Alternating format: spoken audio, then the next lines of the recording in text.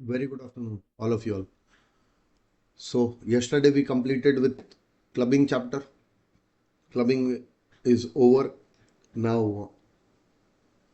Till today, you have completed the syllabus of direct tax to a point where if I tell you to calculate the GTI, gross total income, you will be in a position to calculate it.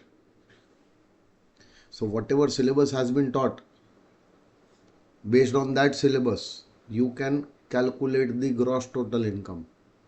To calculate the gross total income, we need salary, we need house property, PGBP, capital gain, other sources, set of carry forward, and clubbing.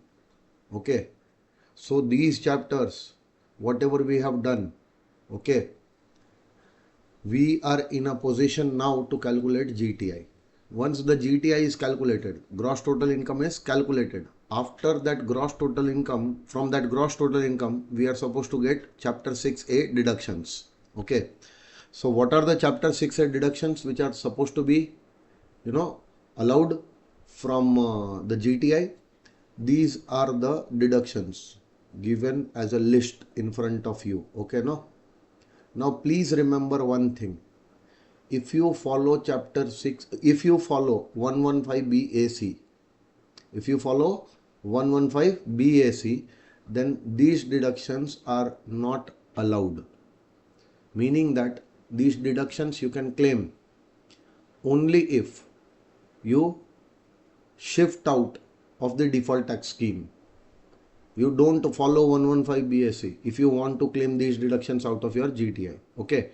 So that is what I have written here. All the above deductions under chapter 6A shall be allowed as deduction from GTI only if the assessee does not follow default tax regime under section 115 BSC.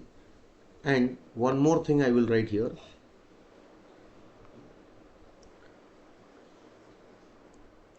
If he follows default tax regime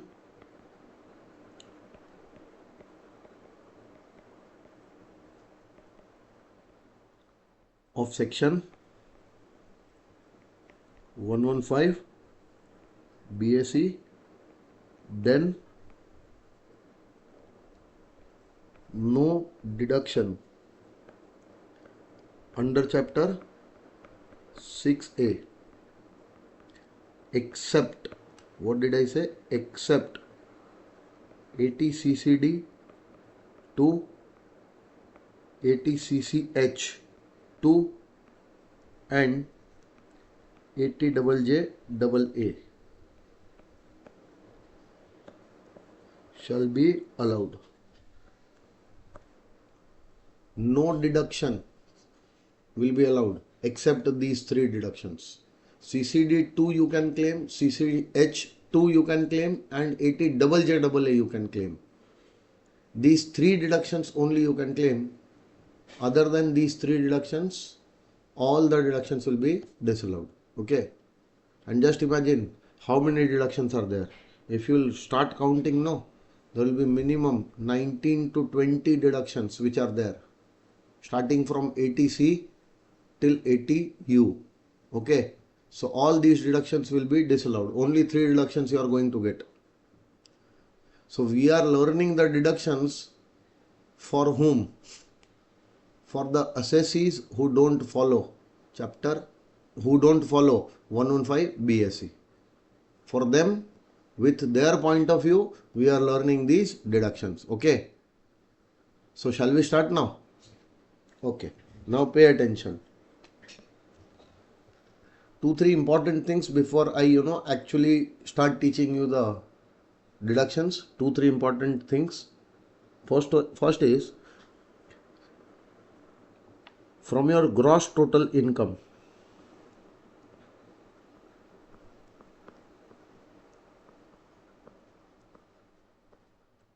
in your gross total income, there are certain special incomes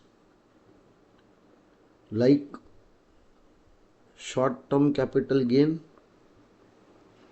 under section 111A. long term capital gain under section 112A. Long term capital gain under section 112. Then there will be winnings income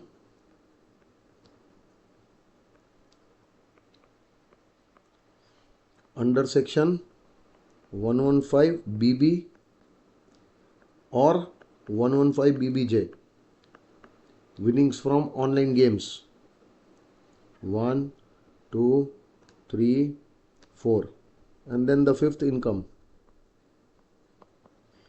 unexplained incomes under section 115 BBE. We are going to see these incomes, don't worry. Okay, but unexplained incomes are also there. And certain specific incomes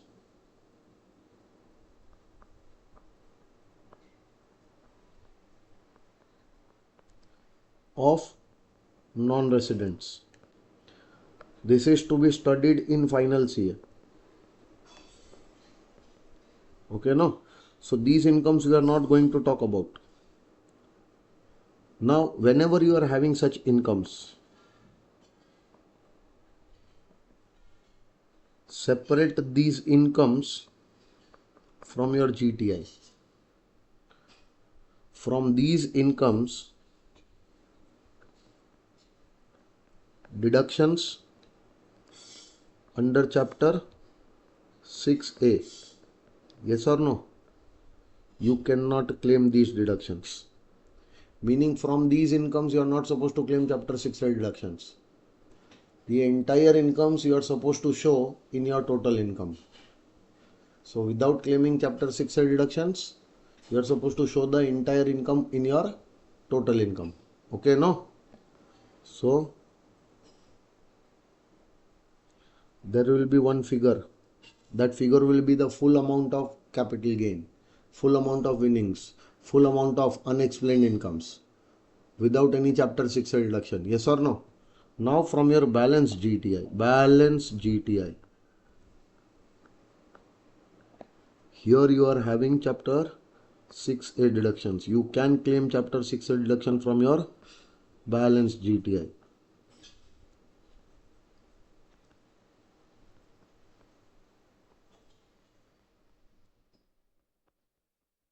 And these deductions are from 80C to 80U. These deductions you can claim. Now please remember, after claiming this deductions, an amount will come. Now this amount and this amount, both you are supposed to add. So adding both, you are going to get total income. Getting my point? Second important thing, the deductions under chapter 6A cannot exceed the amount of balance GTI. So to the extent of balance GTI only you can claim chapter 6A deduction. One of such questions we have also done in set off and carry forward, if you remember. 1,15,000 was the GTI. In that 30,000 was salary, 40,000 was long term gain, 45,000 was winnings. Yes or no?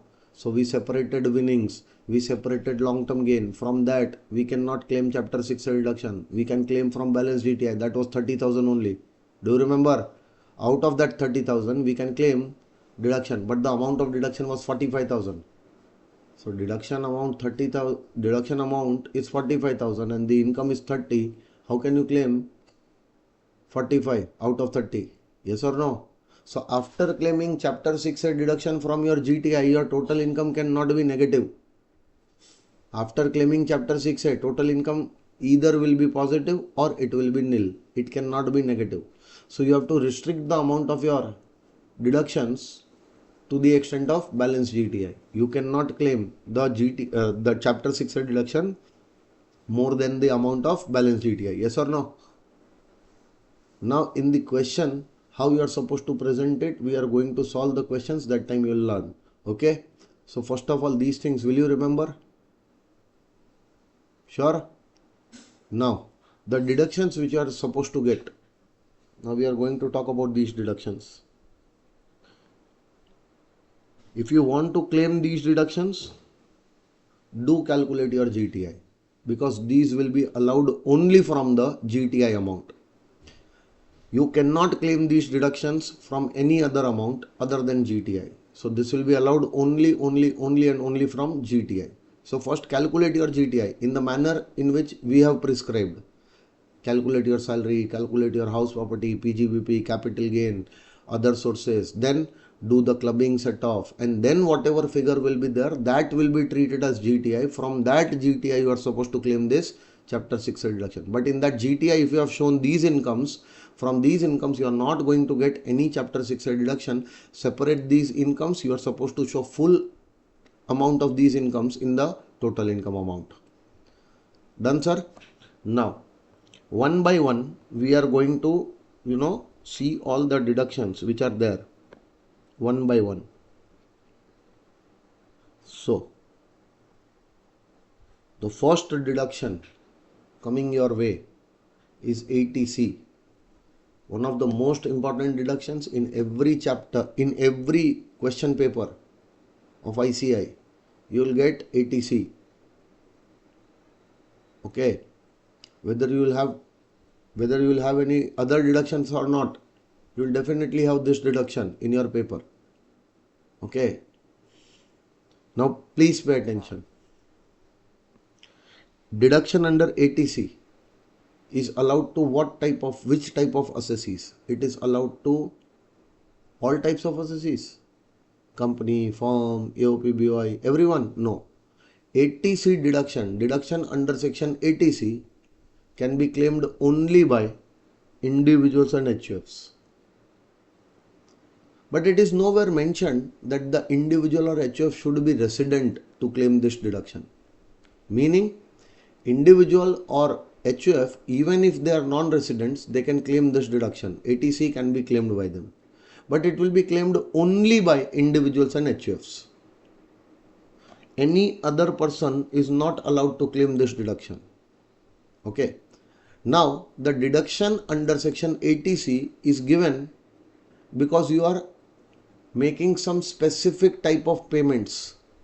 You are making some specific type of investments. So the investments or payments which are specified under section ATC, the deductions or payments which are specified under section ATC during the previous year, you have made such payments, you have made such payments, you have made such investments. So in the previous year,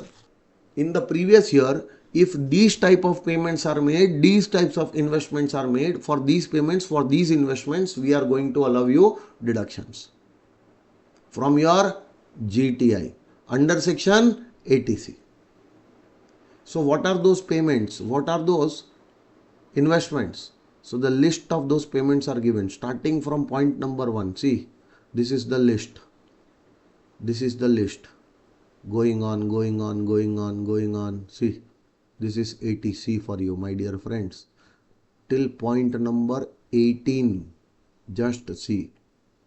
Till point number 18. Approximately 7 to 8 pages are there. All these payments, all these investments, one by one, we'll discuss about each and every payment and investment. Okay. You have to remember that any of these payments, any of these investments made by you during the previous year will allow you to take the deduction under section ATC. Yes, sir. Now pay attention. Whatever investments or payments which you have made during the previous year, whatever payments or investments specified under section ATC you have made during the previous year, the aggregate amount of that, the total amount of that will be allowed as a deduction. It is not necessary that you are going to make all these 18 payments or 18 investments during the previous year. Out of 18, you can make 2 investments, you can make 4 types of investments, you can make 5 investments, yes or no? So it is not necessary that you have to pay all of these payments, but any of these payments, any few payments out of these, any few investments out of this you have made during the previous year. So aggregate amount of that, what did I say? Aggregate amount of that, total of all the specified payments and investments made by you during the previous year. That total amount will be allowed as a deduction under section 80C, subject to a maximum of 1,50,000. Subject to maximum of 1,50,000. Can you see the limit of 1,50,000 over here? Can you see one note below this? I want all of you to read this note. Just read and forget. We'll discuss about this note later on. The note is saying that whatever deduction you are getting under section 80C will be subjected to overall limit of 80cc. Now what is this 80cc? What is subjected to overall limit of 80cc? What is the meaning of this? We'll discuss. Don't worry. But please remember, the payments or investments which are specified under section 80C, the total of those payments or investments will be allowed as a deduction under section 80C, subject to a maximum of 1,50,000. Meaning the total of those payments should be 1,50,000 or less, fully allowed. If the total of those payments or investments is more than 1,50,000, you are going to get the deduction only 1,50,000. The excess amount over and above 1,50,000 will not be allowed as a deduction, will be ignored. Yes or no? So now one by one I'll tell you which payments are allowed, which investments are allowed under section 80C. The first payment, tell me if you don't know this. Tell me if you don't know this. Do you know that life insurance premium paid is allowed as a deduction under section 80C? So the first payment is life insurance premium. Now see, life insurance premium you will pay to whom? To any insurance company. That insurance company can be LIC and it can be any other approved insurance company. Can I pay the life insurance premium to HDFC Life? Yes. Can I pay the premium to Bajaj Allianz? Yes. Can I pay the premium to ICICI Prudential? Yes. Can any life insurance company, approved life insurance company or LIC. So it is not necessary that the policy will be taken only from the LIC. The life insurance policy can be taken from any approved insurance company. Okay. Even a company which is not in India, a life insurance company which is outside India, because the non-residents will also claim no reduction. Yes or no? So any insurance policy which you have taken from any life insurance company. Now to take that policy, you will have to first pay the premium, the starting point, the first premium which you pay. So that premium is paid to take the policy. And once the policy is taken, now for the term of the policy, every year you will have to pay the premium so that the policy gets renewed. That payment, that premium is known as renewal payment.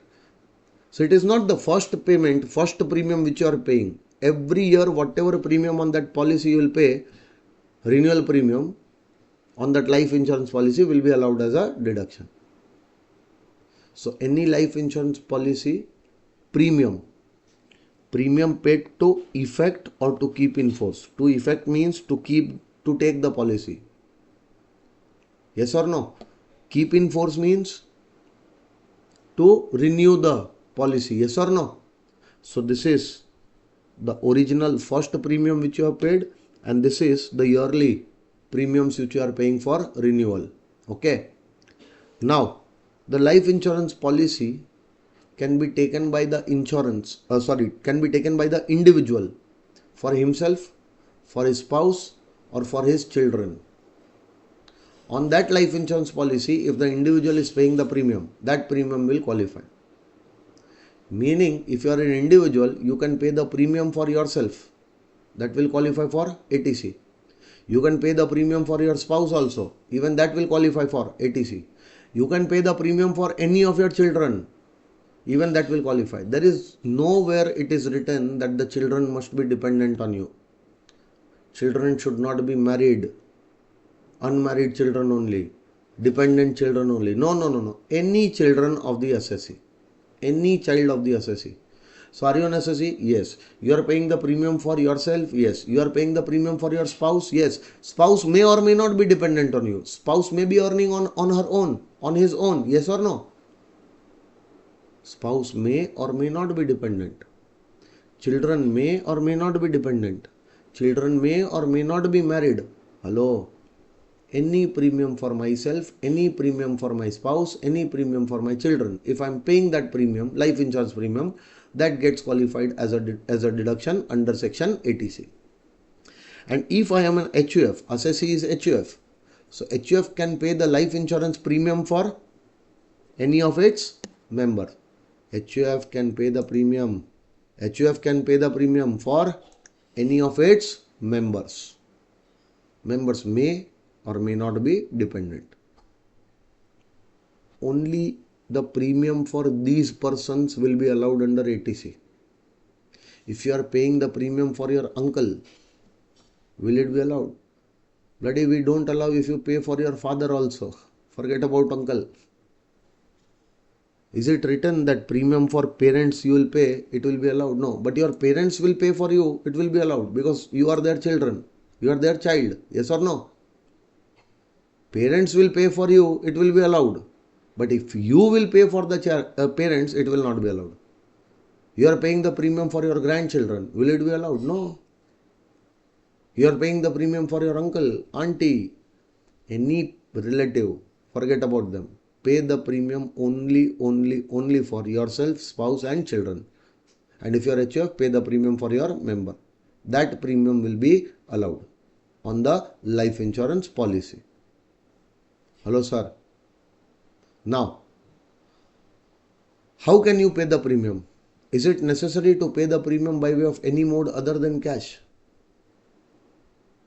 No. Nowhere it is written that premium has to be paid by way of prescribed modes only. This life insurance premium you cannot pay by any other mode. You have to pay through prescribed modes only. Or you cannot pay through any mode other than cash. You cannot pay in cash. It is nowhere written. Meaning that even if the life insurance premium is paid in cash, still it is allowed as a deduction, provided it is paid for these persons. Yes or no? Hello? Now, please pay attention. How much premium will be allowed? But before that, note 3 is important. I told you in salaries that I will connect this point. Can your employer pay the premium for you? For your spouse? For your children? Whatever insurance premium, life insurance premium, for your life insurance policy, for the life insurance policy of your spouse, and for the life insurance policy of your children. If it is paid by the employer, first effect, it will be taxable as your perquisite. And second effect, it will be allowed as a deduction under 80C because this is already considered as your income. Hence, it will be allowed as a deduction also. Getting my point? But if the life insurance premium is paid by the employer for any other family member, will it be a taxable perquisite? Yes, it will be a taxable perquisite. But are you going to get the deduction for this? The answer is no. Even if you pay, then also we are not allowing. Forget about your employer paying it. If your employer will pay, then also we are not going to allow. So if your employer will pay, we'll tax it in your hands as a perquisite, but will not allow as a deduction under 80C. Sure, sir? So, first point, remember,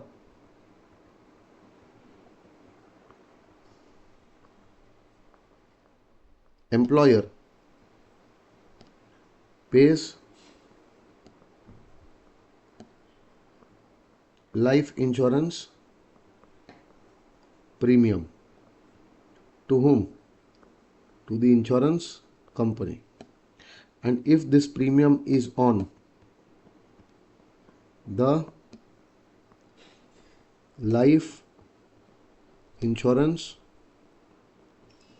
policy of assessee. Assessee means employee, or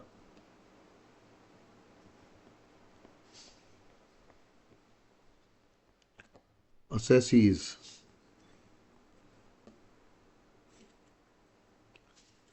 spouse, children, dependent, brother, wait, assessees,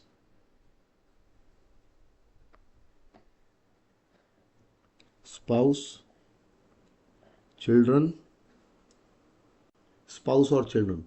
That's it. So for assessee also he is paying, for assessee spouse also he is paying, and assessee's children also he is paying. Yes or no? What will be the tax treatment?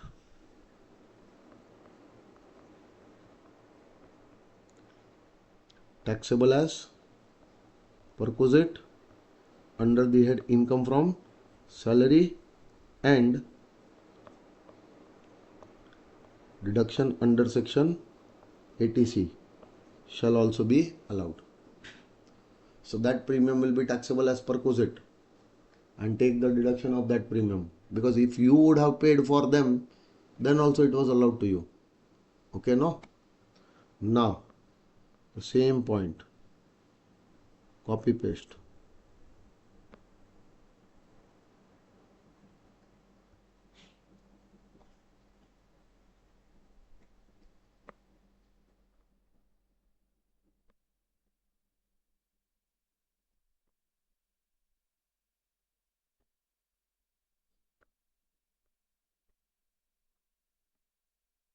Life insurance policy of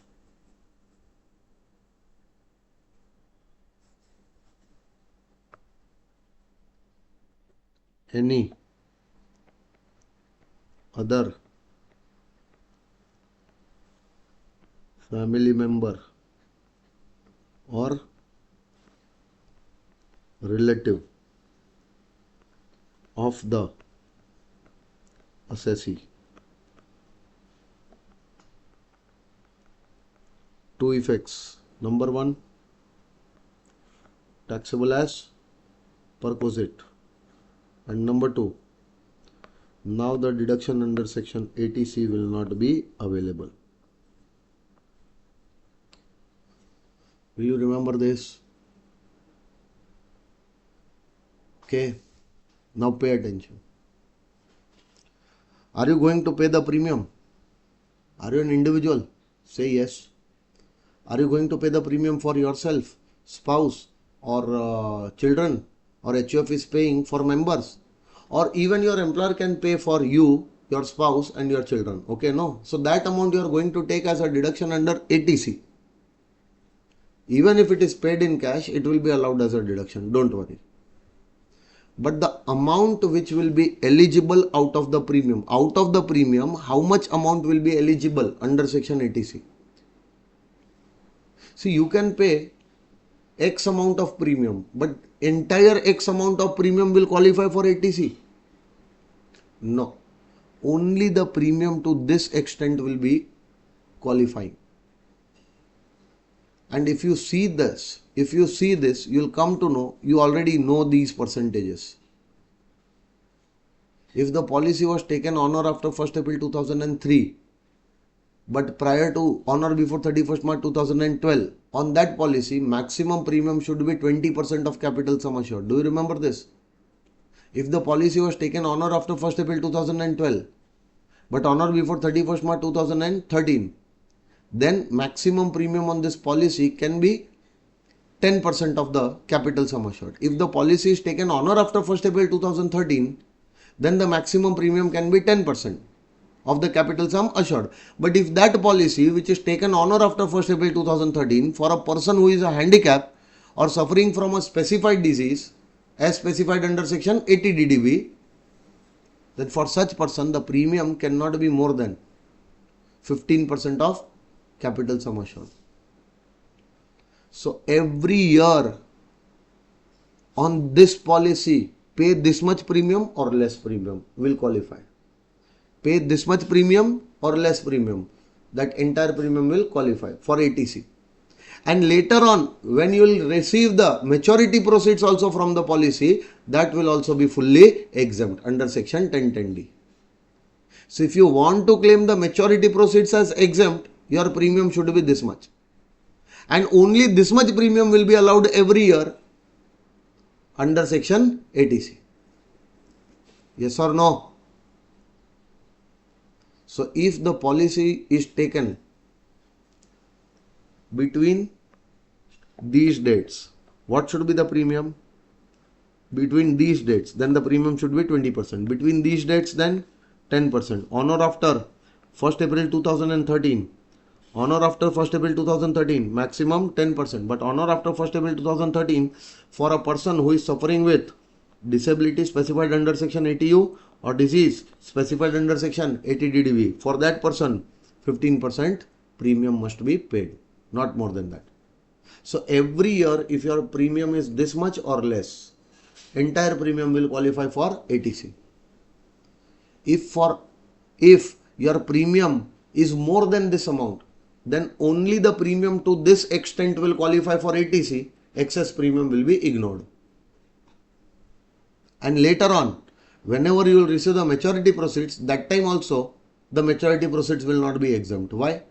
Because the premium paid was more than the prescribed limits. Hello, sir. And how to tax that amount of maturity proceeds we have already learned under the head IFOS. Will you remember this? Out of 18 payments, this is the first payment. Life insurance premium. Can be paid by which assessee? Individual? For himself, spouse or children? Spouse may or may not be dependent, children may or may not be dependent, may or may not be married. Okay. HF can pay the premium for any of its members, may or may not be dependent on HF. Done, sir. How much maximum premium can be eligible for ATC? How much maximum premium? Maximum premium will be this much. Every year this much premium or less paid will fully qualify. If the premium more than this is paid in any year, excess premium will be ignored. That will not be allowed. Getting my point? Hello, sir. Premium can be paid in cash. Life insurance premium can be paid in cash. Yes, still it will be allowed. What if your employer is paying premium for yourself, your spouse and children? Even that will be allowed as a deduction under section ATC. But before that, you have to show it taxable under the head salary. Okay, sir. Now, sometimes what happens that you surrender your life insurance policy or you stop paying the premium of the life insurance policy. So surrendering the policy is bad? Not at all bad. Surrender, no. Do whatever you want to do with your, policy. If you want to stop the payment, stop the payment. Don't pay the life insurance premium. We don't mind. But wait, if you will surrender the policy or if you will stop making the payment of premium within 2 years from the date of issue of the policy. So the date on which the policy was issued, from that date, within 2 years, if you surrender the policy or if you stop making the payment for the policy, okay, then whatever premium on this policy we had allowed earlier under section ATC will now be treated as your deemed income under the head IFOS. So the premiums on the policy which you have claimed earlier as a deduction will be treated as your deemed income if you stop paying the premiums within 2 years or if you surrender the policy within 2 years. 2 years from the date of issue of policy. Will you remember, sir? Okay. Now they are saying Now they are saying one more thing. See, capital sum assured on a policy was 10 lakh rupees. If you take the policy for a term of 10 years, so the policy capital sum assured will be 10 lakhs. Minimum 10 lakh on the death your family members will receive, or if you don't die, okay, no, and 10 years are gone, you are going to get minimum 10 lakh. This is capital sum assured. Sum assured means we assure you, insurance company assures you that minimum this much benefit you are going to get from the policy as a death benefit or on the maturity of the policy. Now tell me, for this policy the premium will be taken by the insurance company. Okay, so maximum premium, there is a limit, but the actual premium which the company is going to take from you, insurance company, is 88,000 per month. Sorry, per annum. So in 10 years time, how much premium you will pay to the company? Total 8,80,000 premium you are going to pay for a capital sum assured of 10 lakhs. Okay, and whenever the policy will mature, okay, on maturity the insurance company has promised that you are going to get 11,10,000 as lump sum.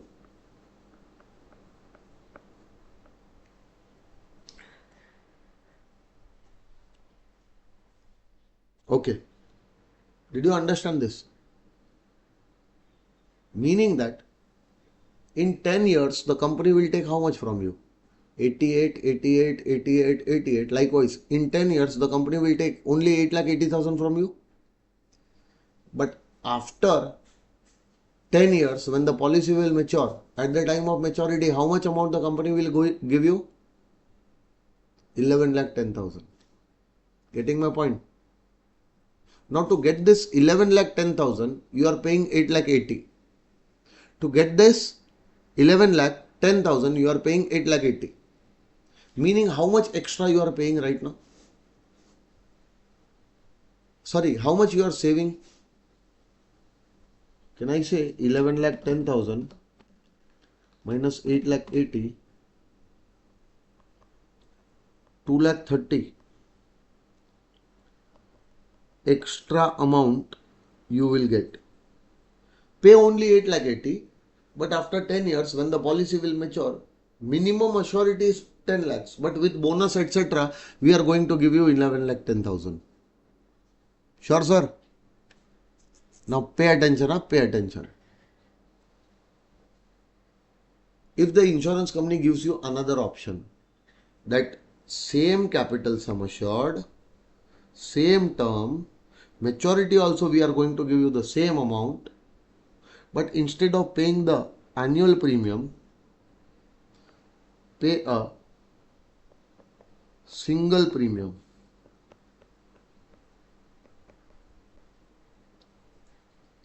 Single premium of 7,70,000.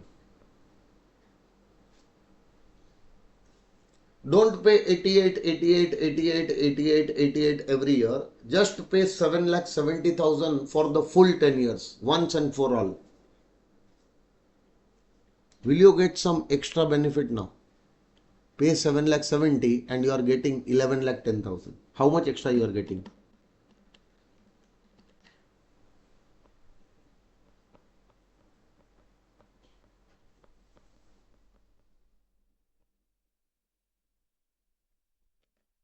Understood, sir? Now, which one would you prefer? Paying annual premium you will prefer, or paying single premium at once for all the 10 years? Pay the single premium. If you have enough money, definitely you are going to go for single premium. Hello, sir? Now, this single premium is the premium on the life insurance policy which you have paid in this year only. You're taking the policy right now. So right now only you are supposed to pay the single premium, no? So the single premium, you have paid this amount of 7,70,000 in previous year 24-25.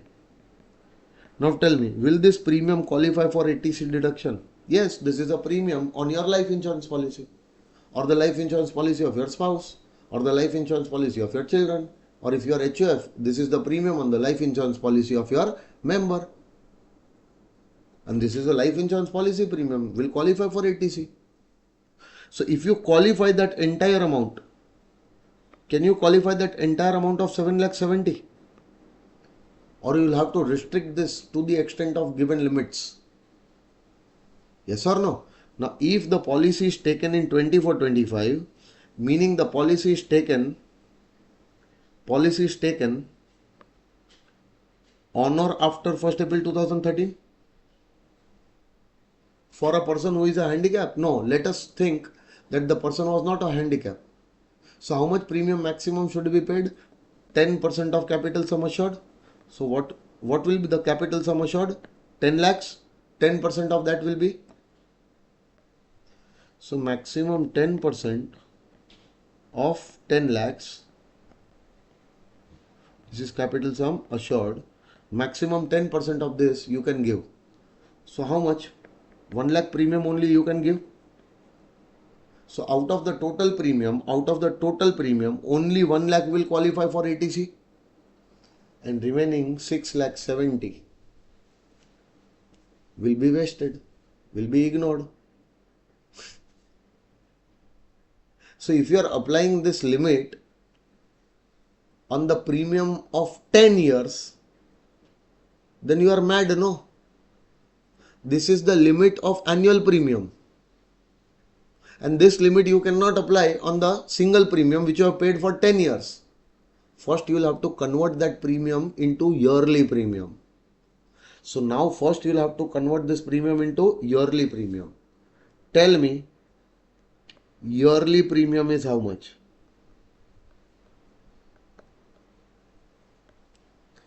So you will say, sir, yearly premium is 7,70,000 divided by 10. I will say 11.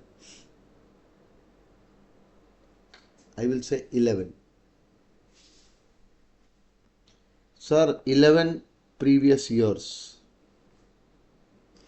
10 years term of the policy will start from this previous year, but it will end after 10 years in the 11th previous year. Let me tell you, policy was taken on 1st of October 2024. This is the date of issue of policy. And if this policy is issued on 1st October 2024, 10 years period will get over on 1st October 2034. Yes or no? So this policy is going to mature in 34-35. Policy is taken in 24-25. It will mature in the previous year 34-35. So if the 10 years term, you are supposed to see 1st October 2024, which comes in previous year 24-25 to 1st of October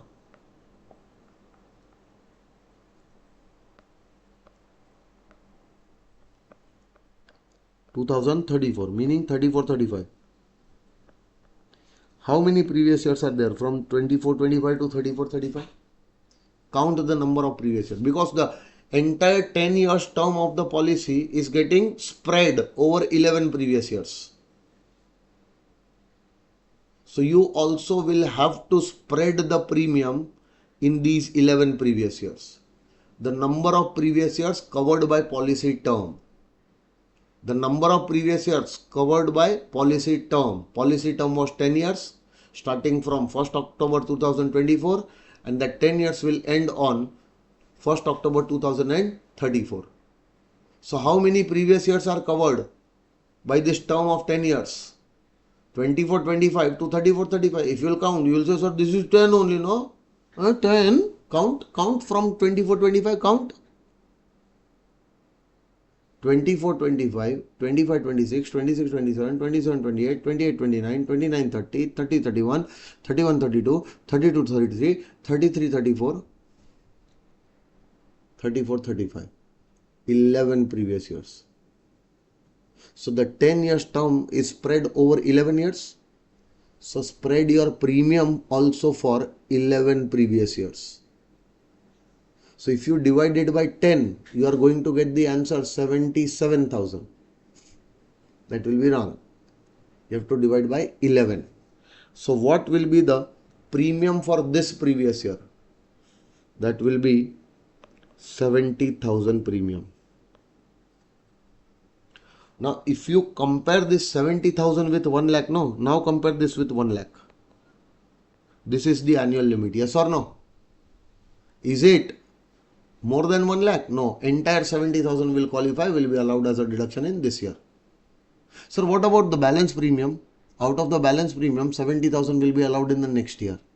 Then 70 next to next year. Then 70 next to next to next year. Likewise, for every previous year, you are going to claim 70, 70, 70, 70, 70 till previous year 34, 35. Starting from 24, 25. Yes or no? What if the premium was 9,90,000? 9,90,000 single premium. Will you divide by 10 or you will divide by 11? 11. 90,000 per annum. Is it less than 10%? Yes, entire premium will qualify. Every year, entire premium will qualify. Getting my point, sir? So whenever there is a single premium policy, single premium is paid, don't qualify the entire single premium. Convert that single premium into yearly premium by dividing that premium by number of previous years covered by policy term. Yes or no, sir? Will you remember, sir? So first payment was life insurance premium. Did you understand? Let's move to the next point. Point number 2. Read.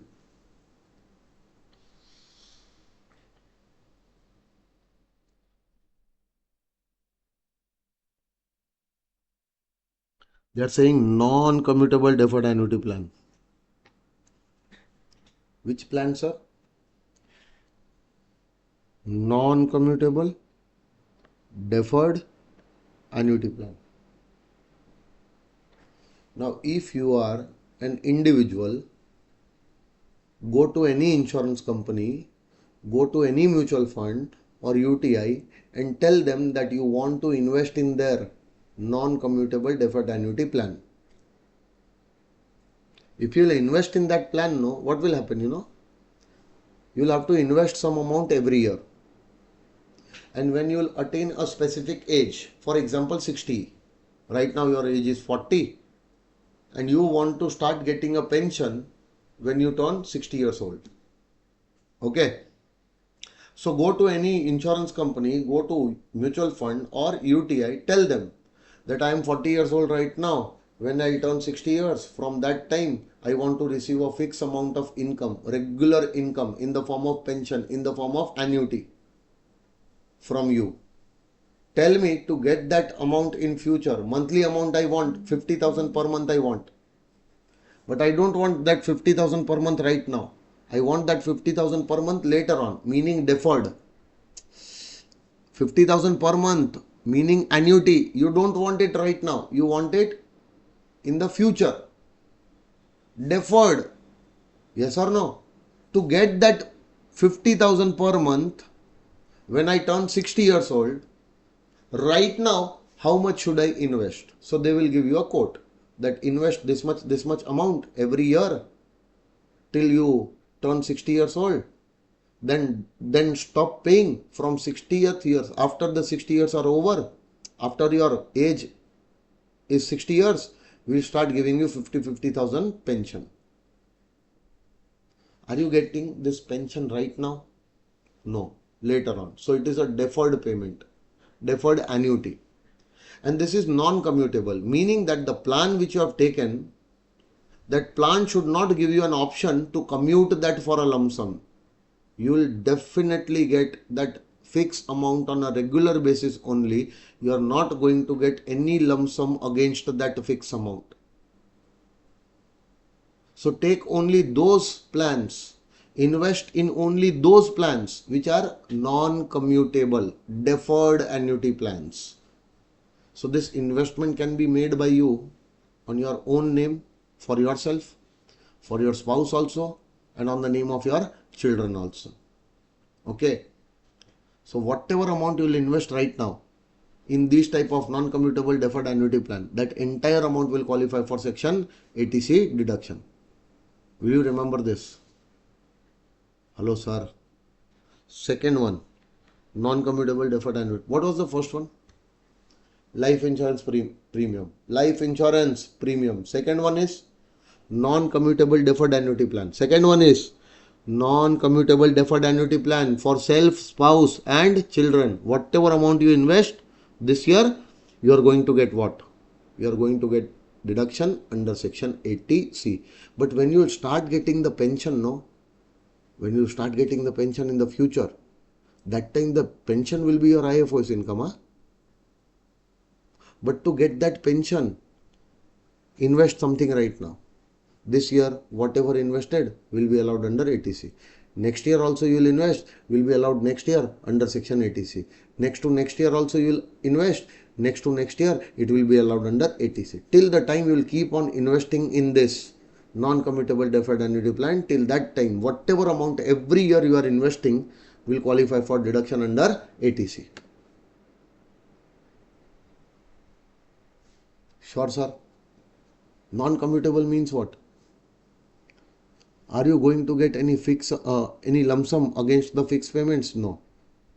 If you have promised that you are going to get lump sum or you are going to get fixed amount, we are going to give you fixed amount only on a regular basis. For that, against that, we are not going to give you any lump sum, meaning non-commutable.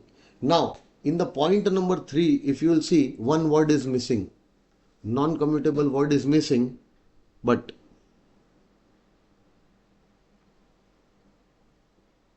it is deferred annuity plan, and here it was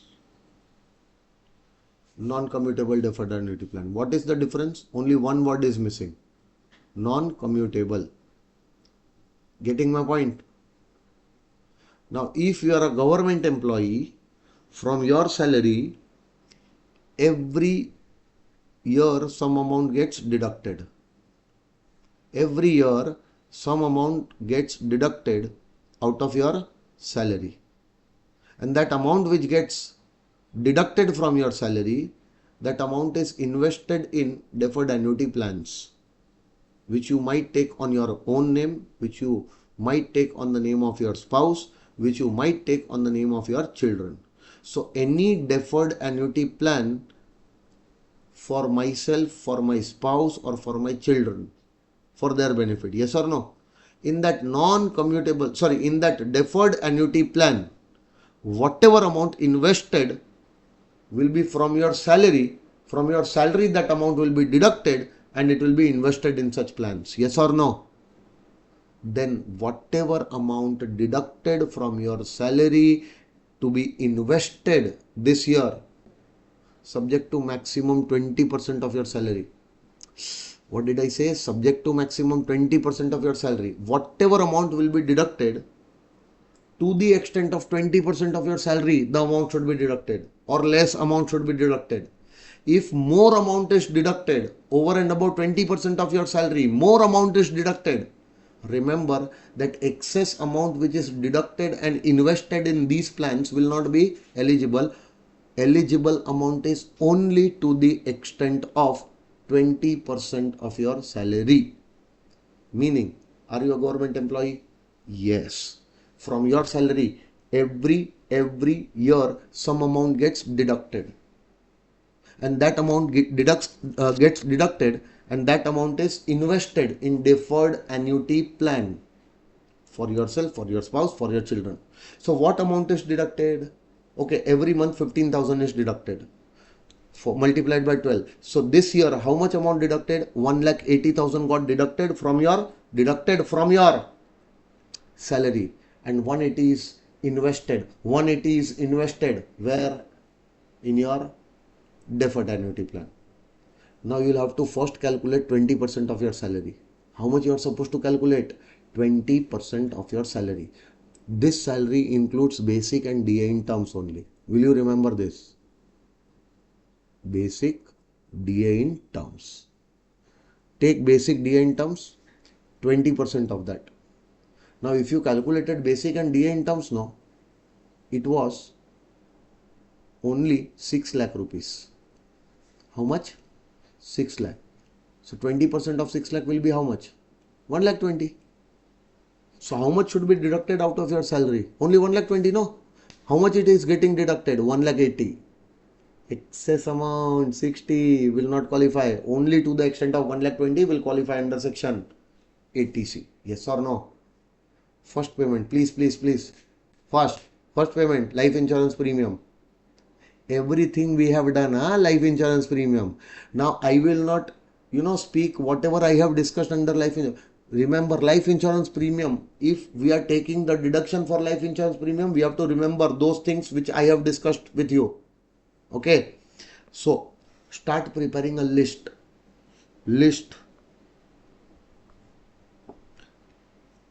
Specified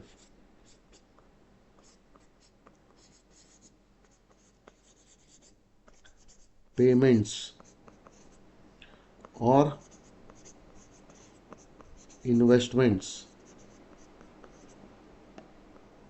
under section 80C.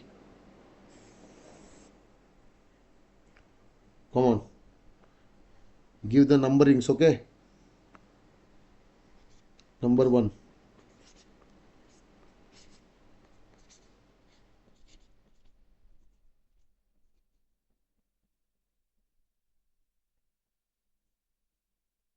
Now when you read this life insurance premium, you have to recollect. Who can pay the premium?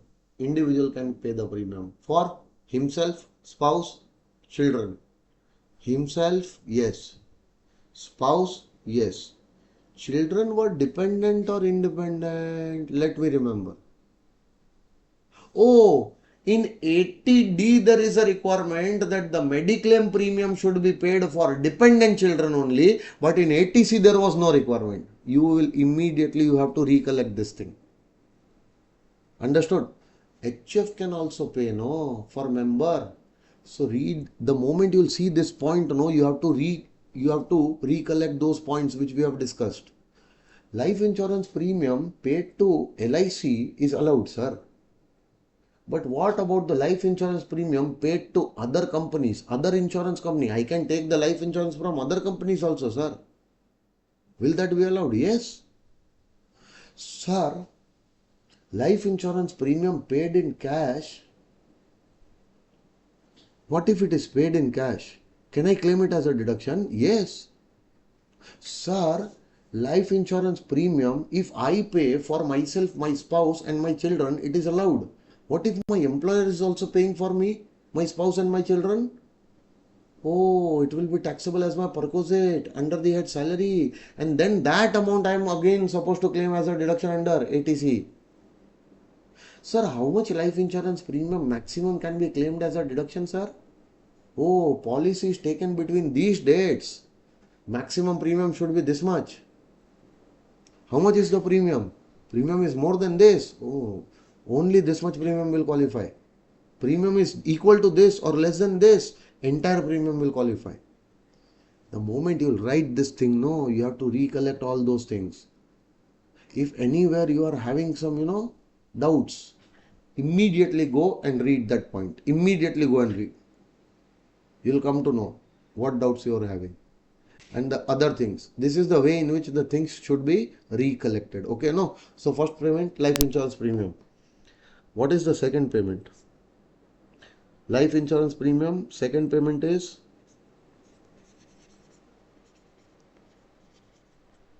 payment towards non-commutable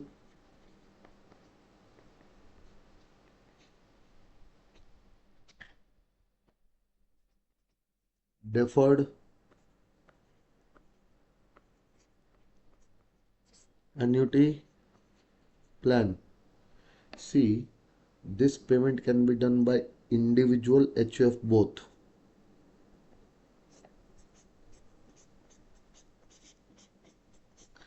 This payment can be done by only individual. For self, spouse, dependent children. Now, third payment. Amount deducted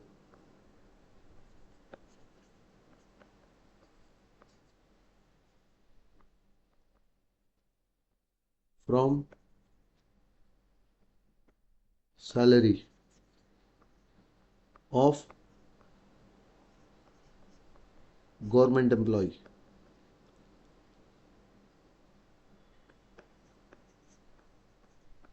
towards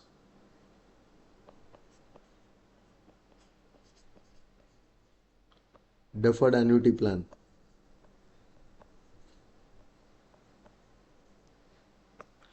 This reduction is also available only to individual. Deferred annuity plan taken for self, spouse, children. And don't forget, maximum 20% of salary. 20% means 1/5 also, huh? Okay, no? What will you take in the salary? Remember, basic and DA in terms. That's it. Okay. Now the fourth payment.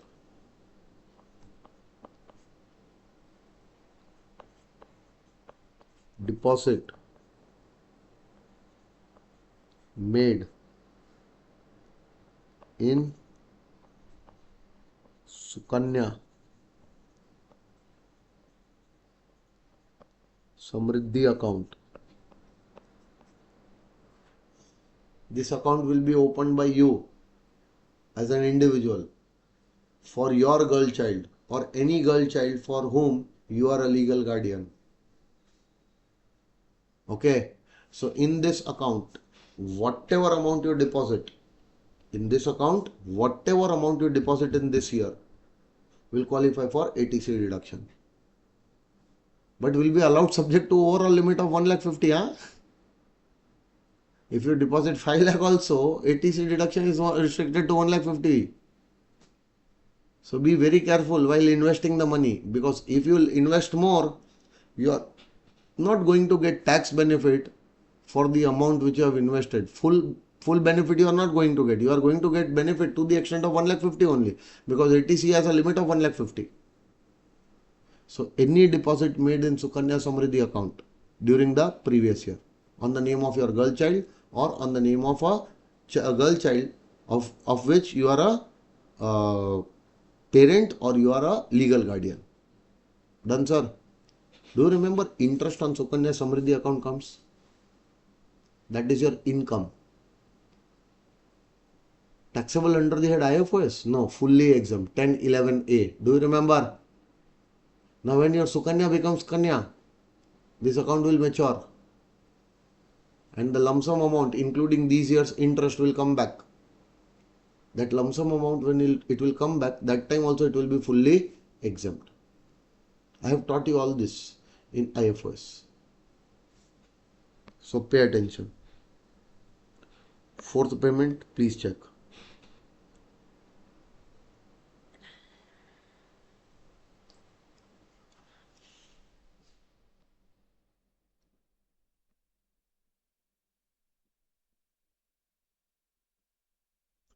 This was not required to be given, but still I have given so that you recollect. Okay, next one. Read the point number 5. You know this point also. I have already taught you this in salary. So, next point. Point number 5. Amount deducted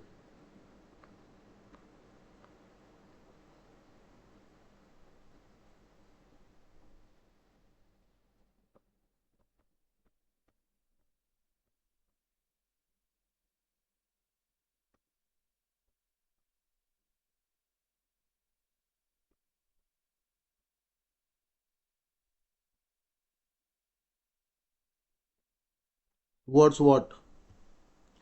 Towards RPF, ASAF,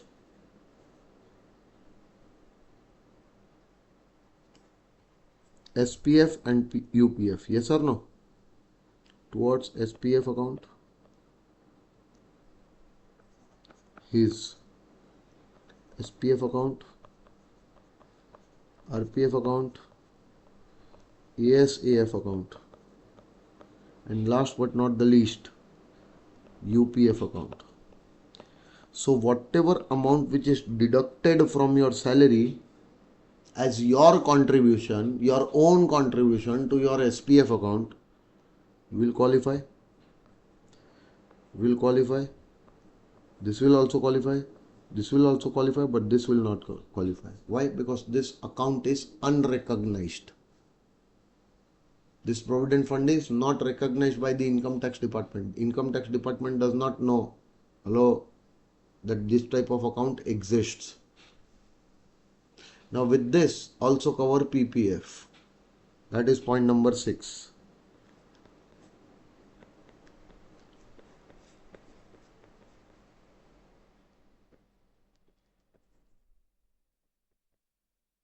Deposit made in PPF account. Who will make the deposit? Individual. In his own PPF account? Yes. In the PPF account of his spouse? Yes. In the PPF account of his children? Yes. Whatever amount deposited by you in this year in your PPF account, the PPF account of your spouse, PPF account of your children will qualify for ATC deduction. Yes or no?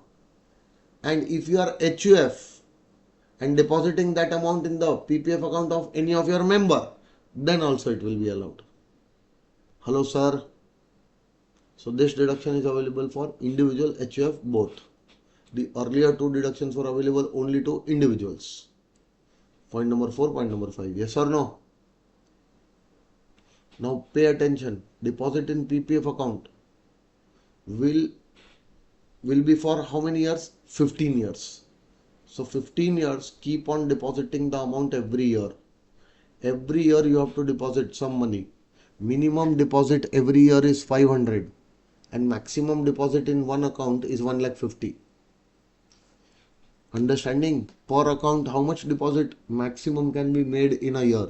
1,50,000. That is PPF rules. Okay, no? As per the PPF rules, if you don't want that account should become dormant or it becomes inoperative, at least deposit 500 rupees per annum in this account. Or maximum you can deposit 1,50,000 in one account. So your account, your spouse's account, your children's account, all taken together. No. Per account 1,50,000 per account. So whatever amount you are investing, depositing in your PPF account, for example, 80,000. In spouse's PPF account, 30,000. In son's PPF account, you are depositing 20,000. So all these taken together will qualify for ATC deduction. Yes or no?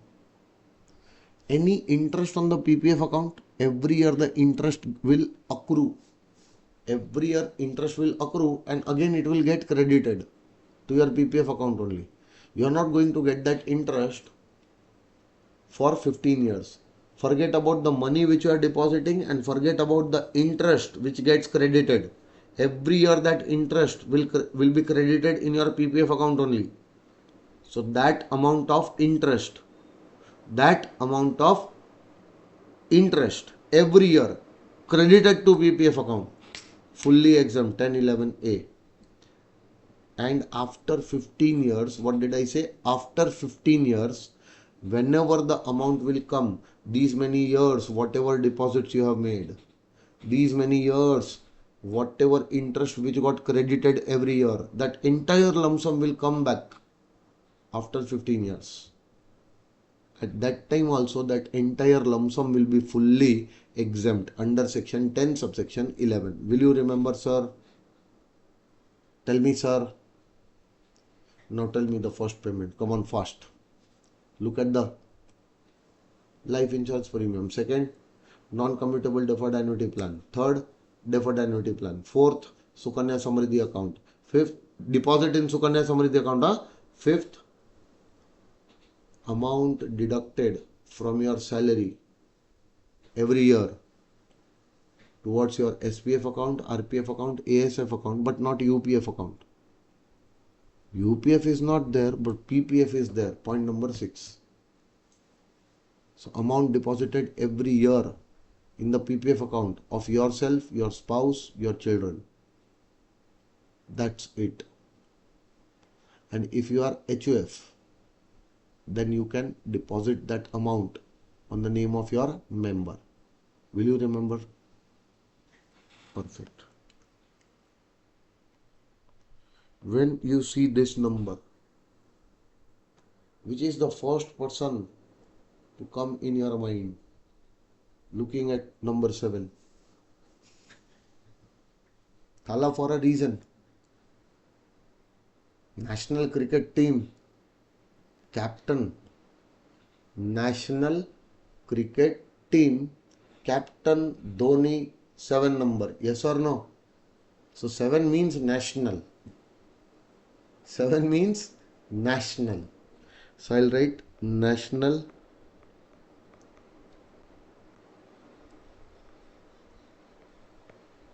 saving scheme.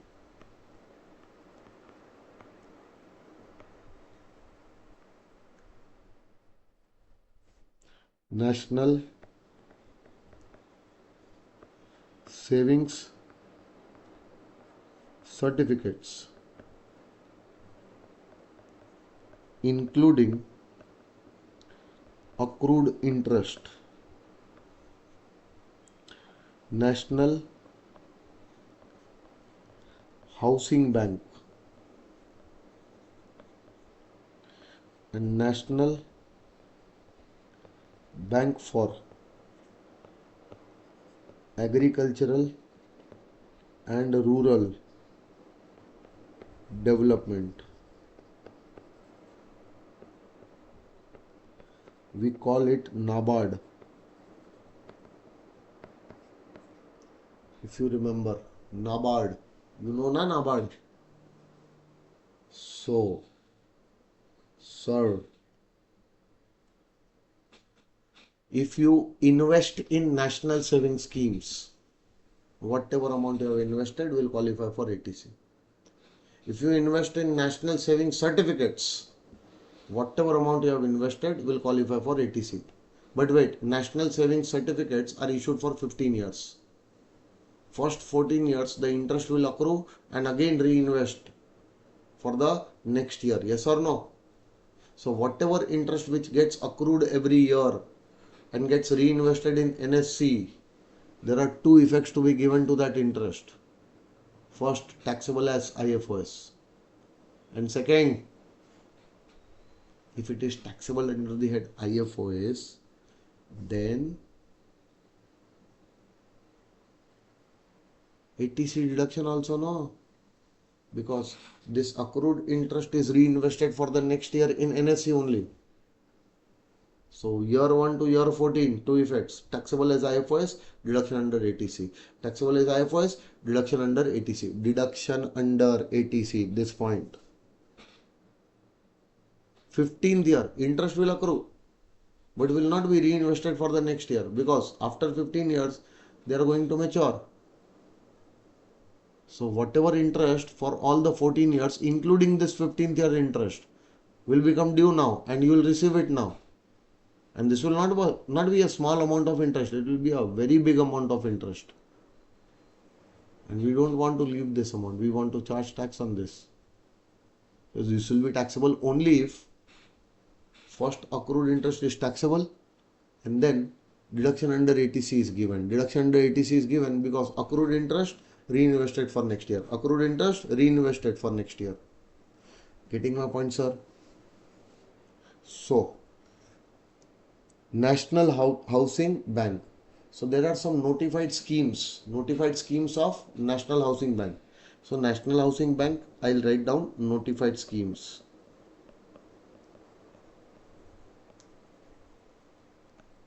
which schemes are notified, you are not supposed to remember the names of those schemes. Okay, if this whatever scheme of the National Housing Bank will be notified, they'll be giving you in the question, you are investing in the notified schemes of National Housing Bank. Okay, now there are NABARD, notified bonds of NABARD.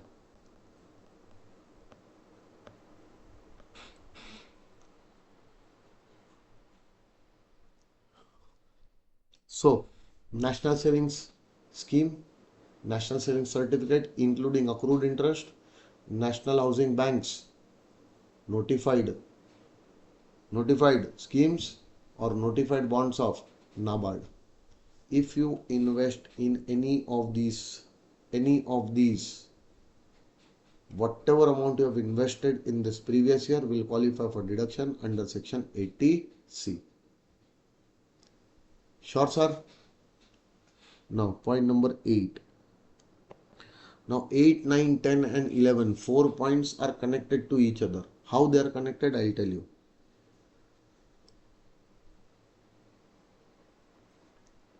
ULIPs of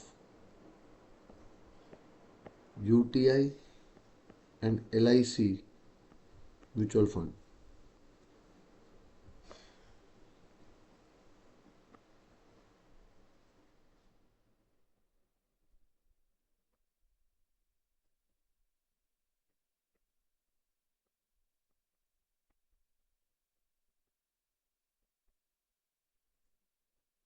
So you are subscribing to ULIPs, unit linked insurance plans of UTI and LIC mutual fund. What are these plans, sir? Unit linked insurance plans of UTI and LIC mutual fund.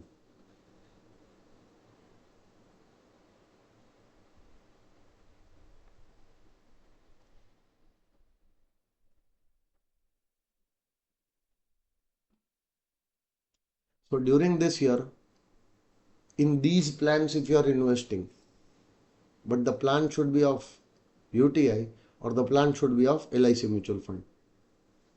What is the plan? Unit linked insurance plans.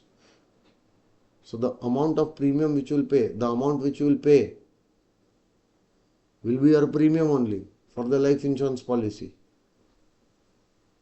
But on this amount, against this amount, we are going to issue units to you. So at current value, whatever units will be there, based on the premium which you are paying for this year, out of this premium, how many units can be purchased? If the units have this market value, so market price of per unit will be checked, divided the amount which you have invested.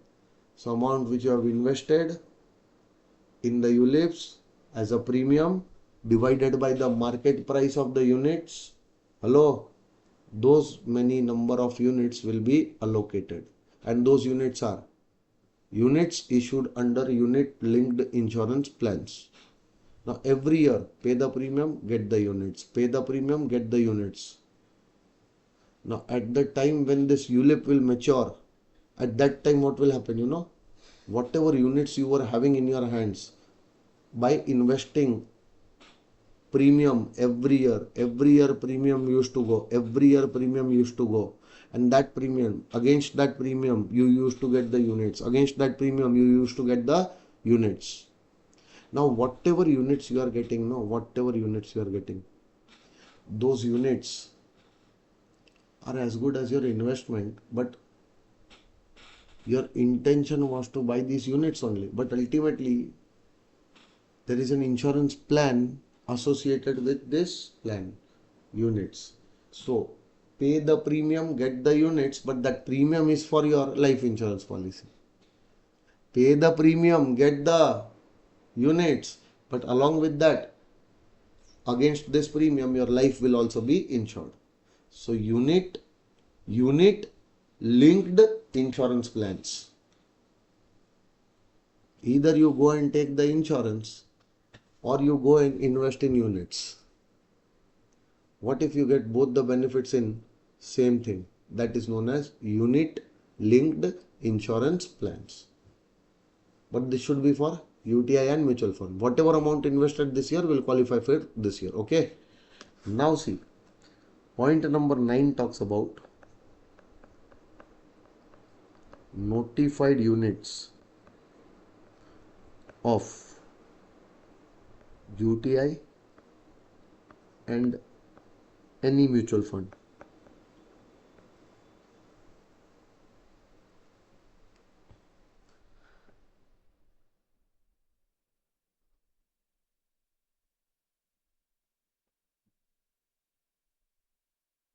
Which? Tell me.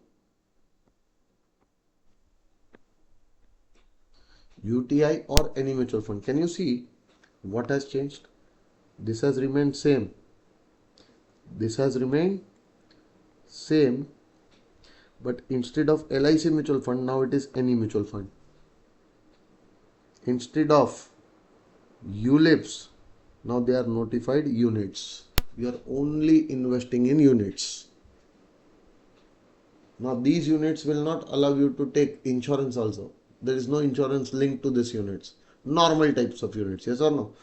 Now these notified units, the units which are notified, they are notified under the equity linked saving schemes of this mutual fund.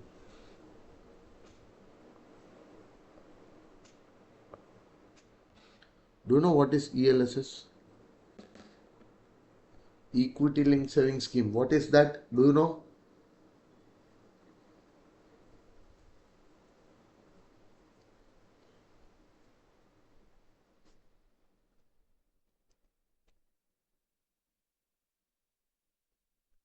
See, whenever you will give money to the mutual fund, no, we all are investors. Will give money to the mutual fund.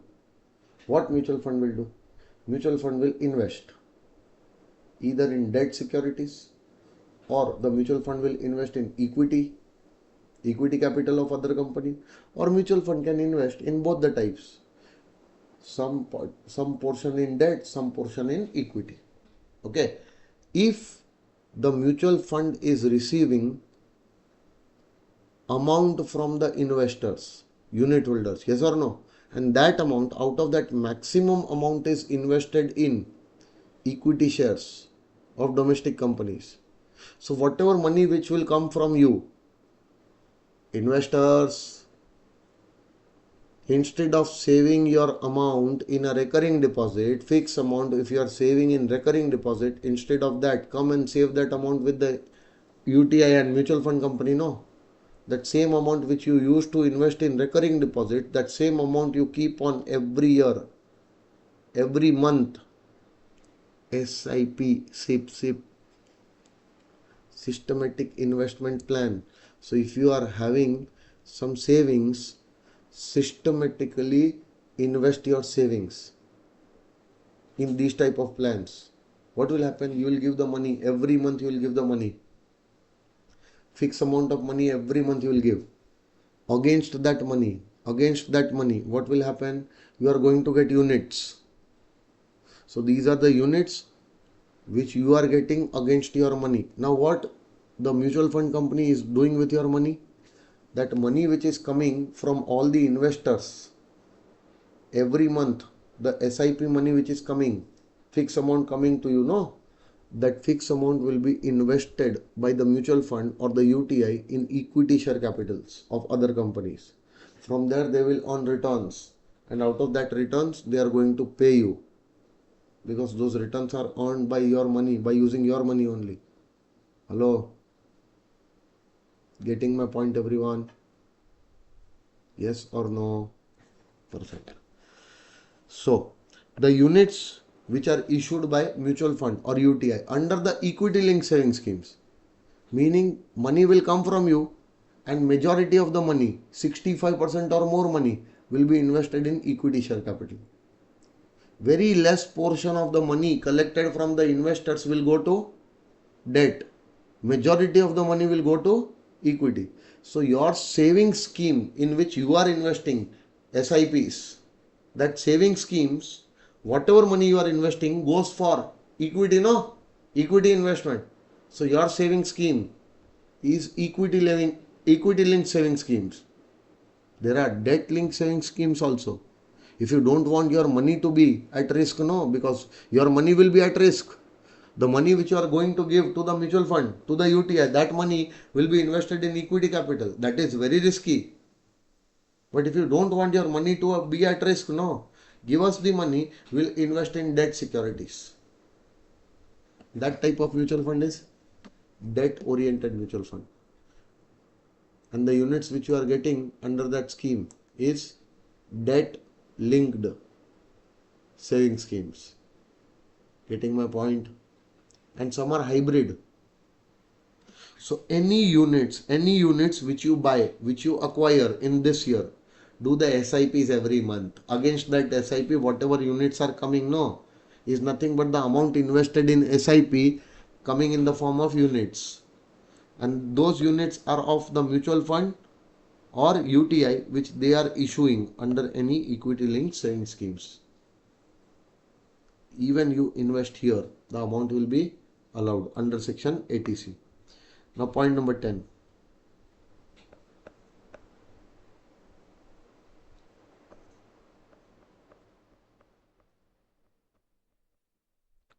Notified pension fund of UTI or any mutual fund.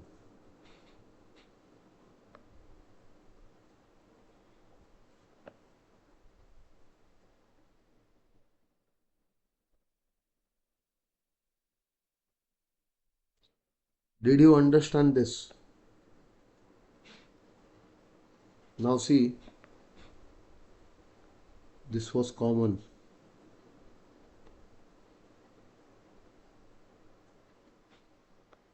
See, only the type of asset is changing.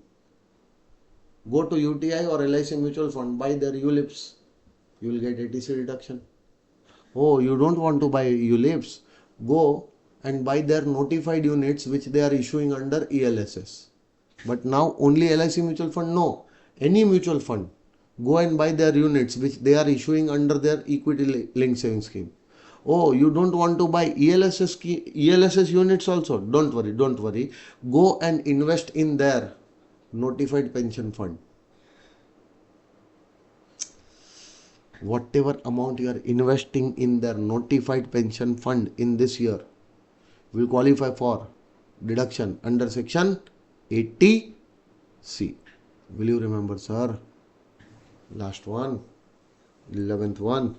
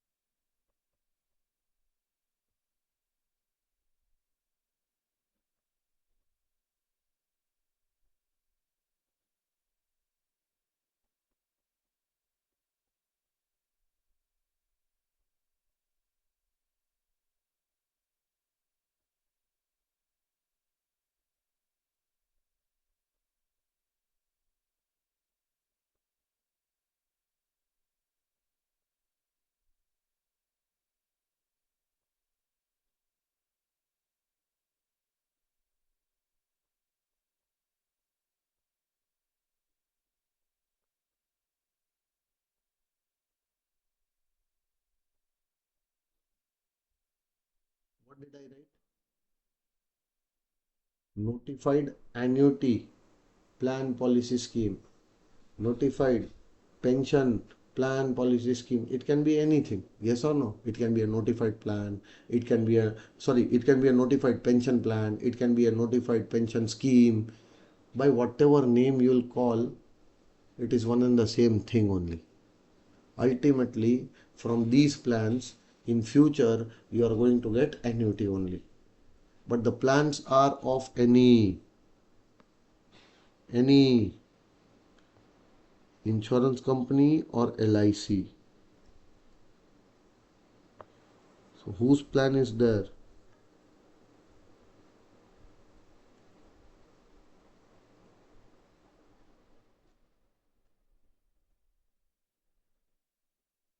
Now, if you can see here, UTI and mutual fund was common in 3 points.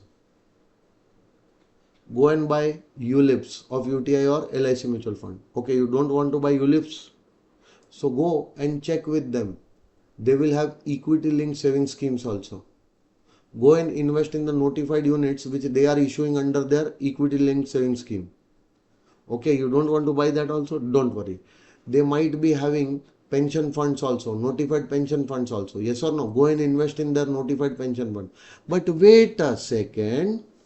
Is it necessary to invest in the pension fund of UTI or mutual fund only? No, because insurance companies, LIC or other insurance companies also have notified pension plans, pension schemes. And you are investing this year in their notified annuity scheme or pension scheme. Getting my point, sir?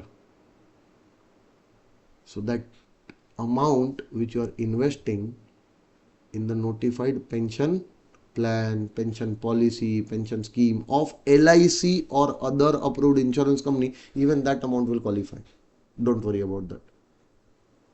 But now this will not be of UTI or mutual fund. Now this will be of LIC or any other insurance company. Getting my point? Now there are many plans, many policies, annuity policies, pension policies of many insurance companies. Are you going to become insurance agent who is going to sell all these policies and all? So no need to remember the names also, no need to know the names also, no need to remember those names also. Yes or no? If any plan or any policy issued by the insurance company or LIC, which is annuity policy, which is annuity plan, and which is notified for section 80C, yes or no? The name of that plan will be given, and it will be given in the question that this was notified for section 80C. What you will do? If you have invested in that plan, whatever amount you have invested will qualify for section 80C deduction. Will you remember, sir? Sure, no?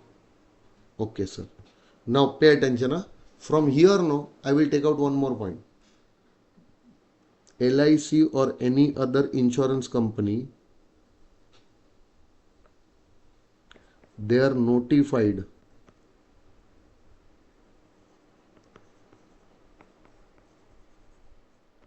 pension fund also. See, pension fund is different, pension plan is different. In this fund, no, everyone will have the same benefit. There are no different types of benefits. But in plans or in policies, different plan or different policies can be there for different types of investors. This is a common pool of money.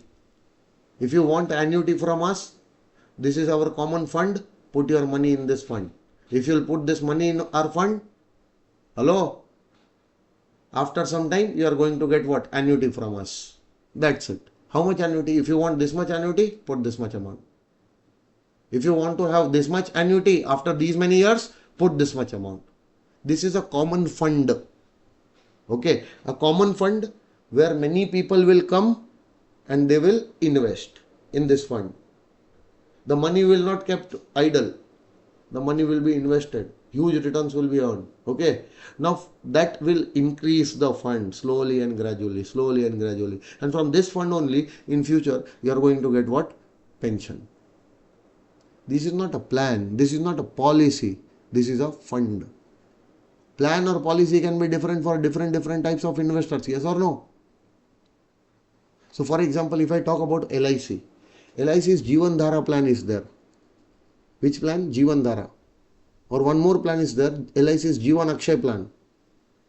So if you invest in Jeevan Dhara plan or Jeevan Akshay plan of LIC, no, so that plan can be tailor-made for different types of investors. If you want this much benefit out of this plan, okay, do this. You can add on something, you can remove something. Getting my point? If you want to have this benefit, this much amount will be increased. So it can be tailor-made. So The plan which is for the pension only, that plan or that policy will be different investors, different policies. Invest, but that policies will be notified. Those plans will be notified for ATC. Many plans are there. Out of 10 plans, 8 plans are notified for ATC. Another insurance company, they are having 12 types of plans. Out of 12 plans, all the 12 plans are notified for ATC. Understanding? But wait, under the pension fund, it is a common fund created to give the annuity, to give the pension. So if you want the pension from us, no, we have a pension fund. Okay, put your money in this pension fund, just like provident fund is there, no, just like NPS is there, no, central government NPS is there, no, this is our fund which we are maintaining. So put your money here in the fund and forget it.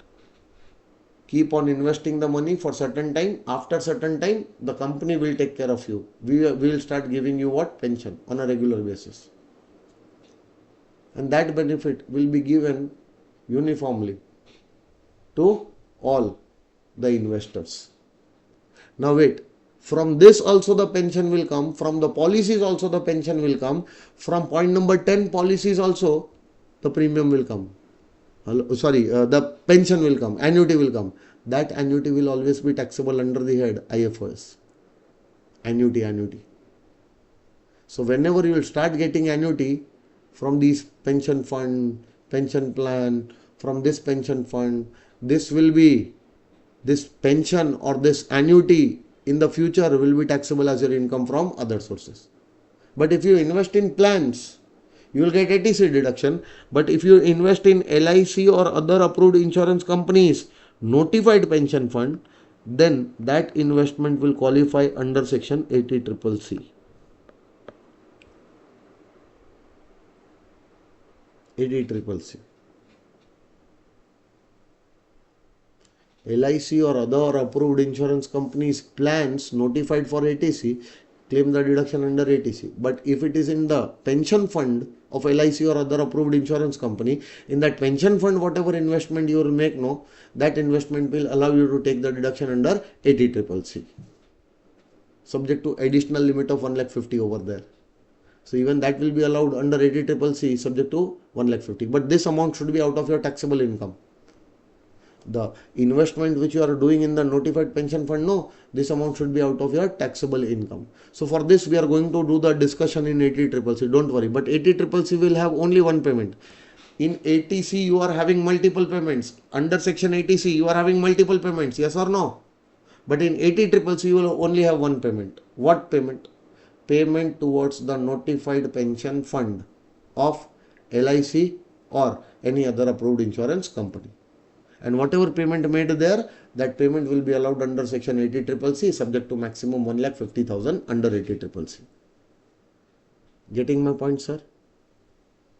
So point number 8, 9, 10 and 11, they are connected with each other. Now did you see this?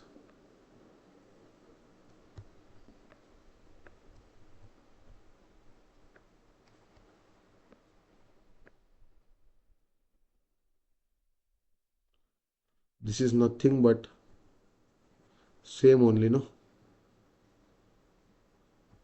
But there it was for UTI or any mutual fund, and here it is for LIC or insurance company. Got it, sir? And wait, that same notified pension fund will come here, but the deduction will not go to ATC, the deduction will go to 80CCC.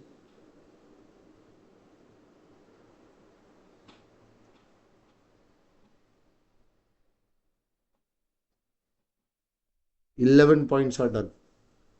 Read them one by one. Point number 5, point number 6. Read these 2 points fast.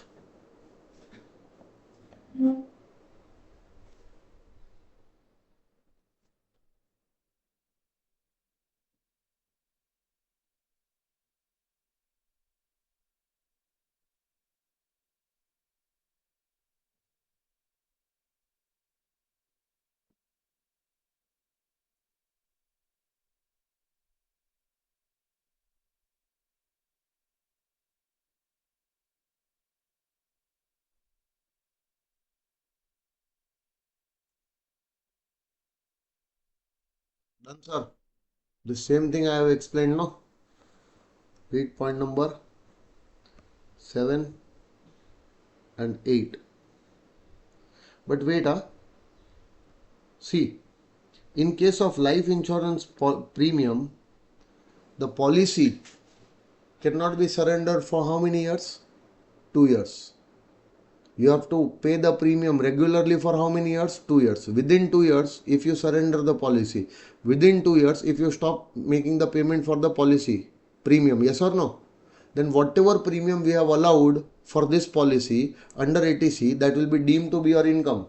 Taxable in the year in which you surrender the policy or you stop making the payment, yes or no? Now for ULIPs, no ULIPs. Here it was the lock-in period of the life insurance policy was how much? The lock-in period was 2 years here. Okay, no. Now for ULIPs, no ULIPs also there is a lock-in period. For ULIPs, there is a lock-in period of 5 years. How many years? 5 years.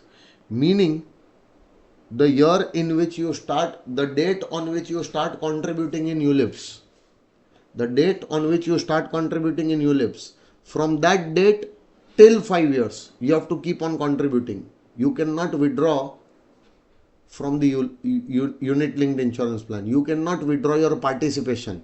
You cannot say that no, I don't want to make the payments anymore.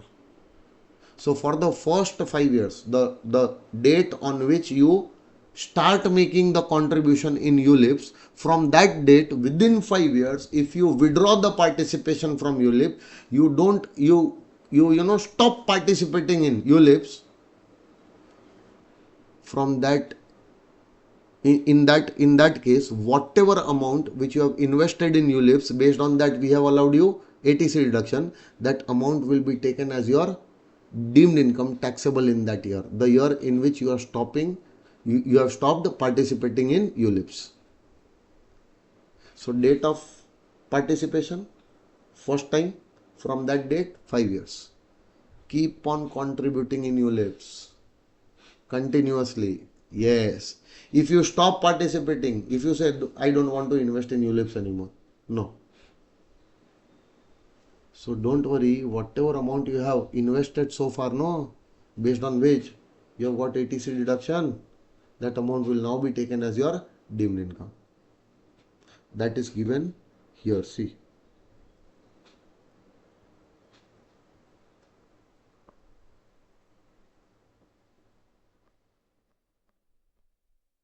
Read this part also. And in the ULIPs, you can contribute for yourself, your spouse, children, or HF can contribute for members also. Only for ULIPs, this is applicable. Only for ULIPs. So point number 8, unit linked insurance plans. Normal insurance plan for self, spouse and children, and HF can contribute for members. So unit linked insurance plans can also be for self, spouse and children, and HF then for member. But remember, normal insurance plans 2 years lock-in. Unit linked insurance plans 5 years lock-in. Right? If assessee ceases to participate due to non-payment within 5 years, then the aggregate deduction allowed earlier under ATC in respect of such contribution shall be deemed to be the income of the previous year in which ULIP is terminated. Done, sir? Come to 9th, 10th and 11th. Read till here.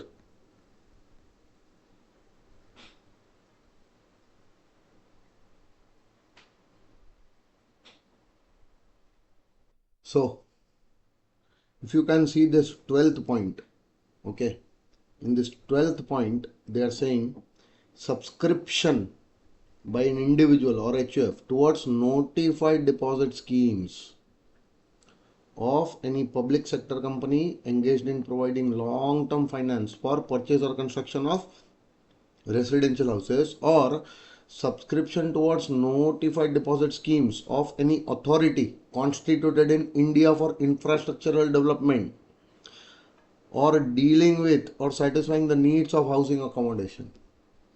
Now what they want to tell you? Did you understand anything from this point? Yes, no. Yes, no. No, yes. No, nothing. Ayyo. See, till point number 11, do we have any doubt? Do we have any doubt till point number 11? Sure? Okay. Point number 12. 12 says subscription to notified deposit schemes.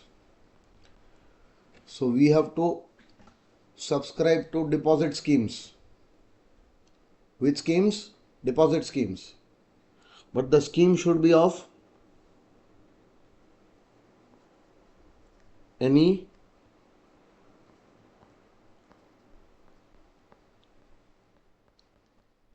public sector company, or the scheme should be of any authority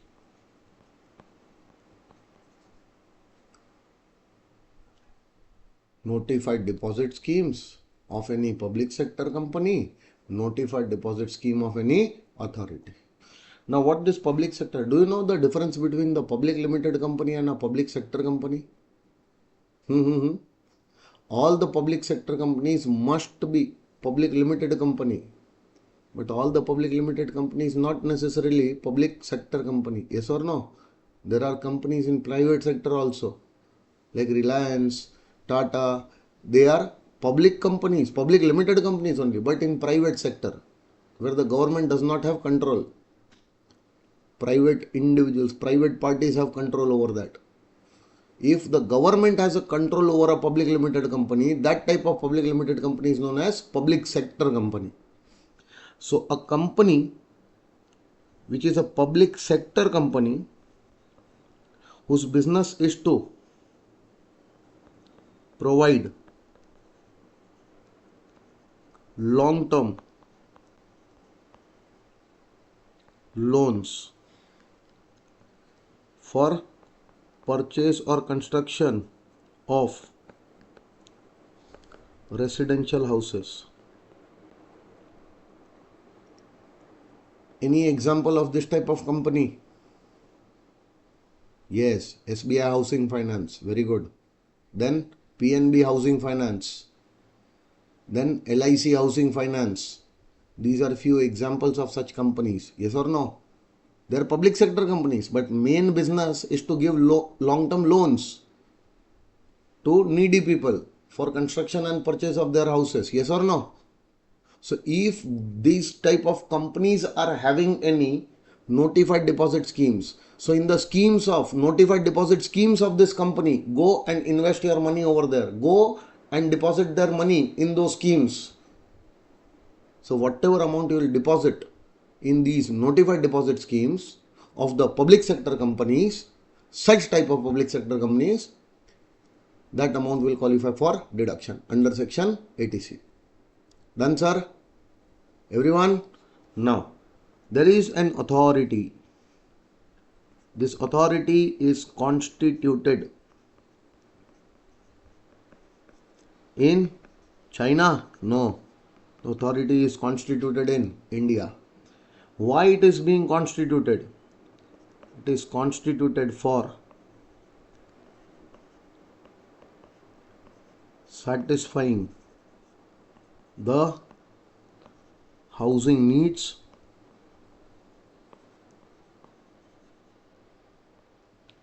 or it is constituted in India for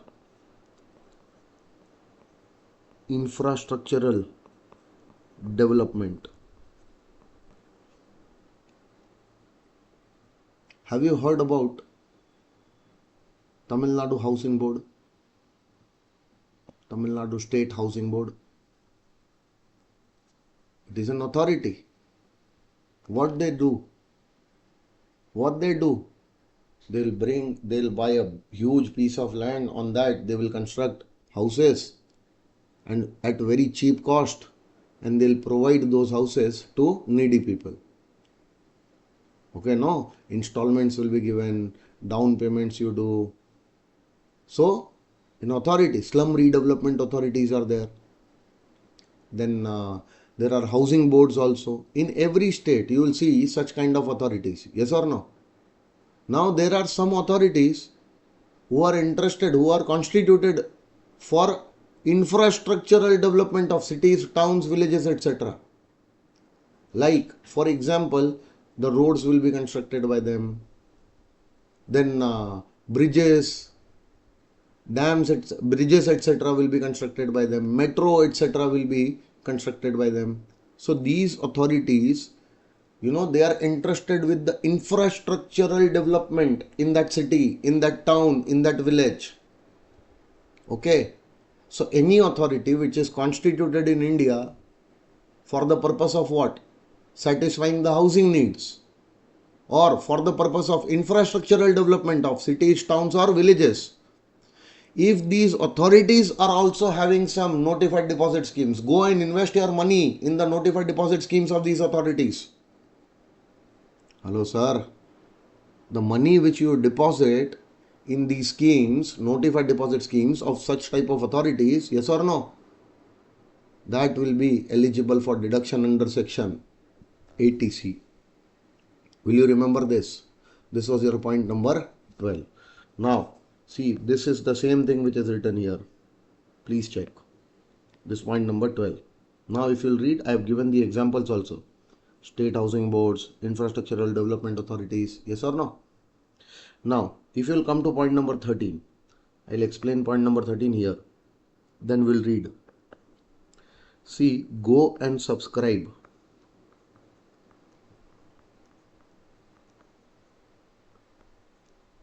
Subscription to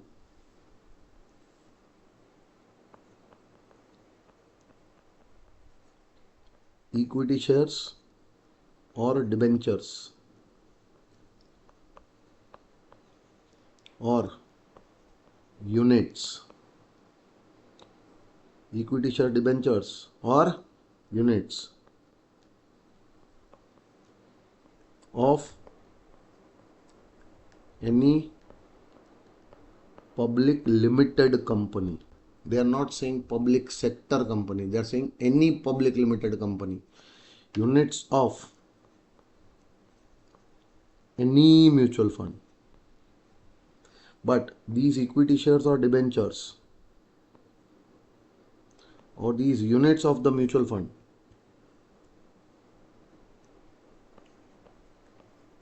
should be issued under an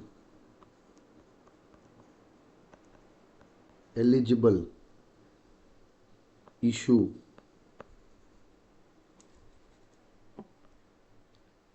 under an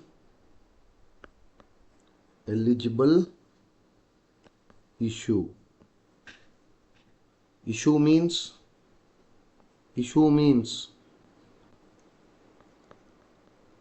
IPO or FPO.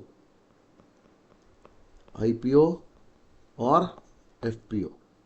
Initial public offer, further public offer. You have heard about these terms, I guess. So you are not supposed to go and buy the shares and debentures in the open market. You are not supposed to go and buy the units in the open market. No. Wait for the IPO to come. Wait for the FPO to come. Go and subscribe the equity shares. Go and subscribe the debentures. Go and subscribe the units in the IPO, in the FPO. But see, all the IPOs, all the FPOs are not eligible. You are supposed to go and buy them in the eligible IPOs. So which IPO will be eligible? Hello sir, which IPO will be eligible?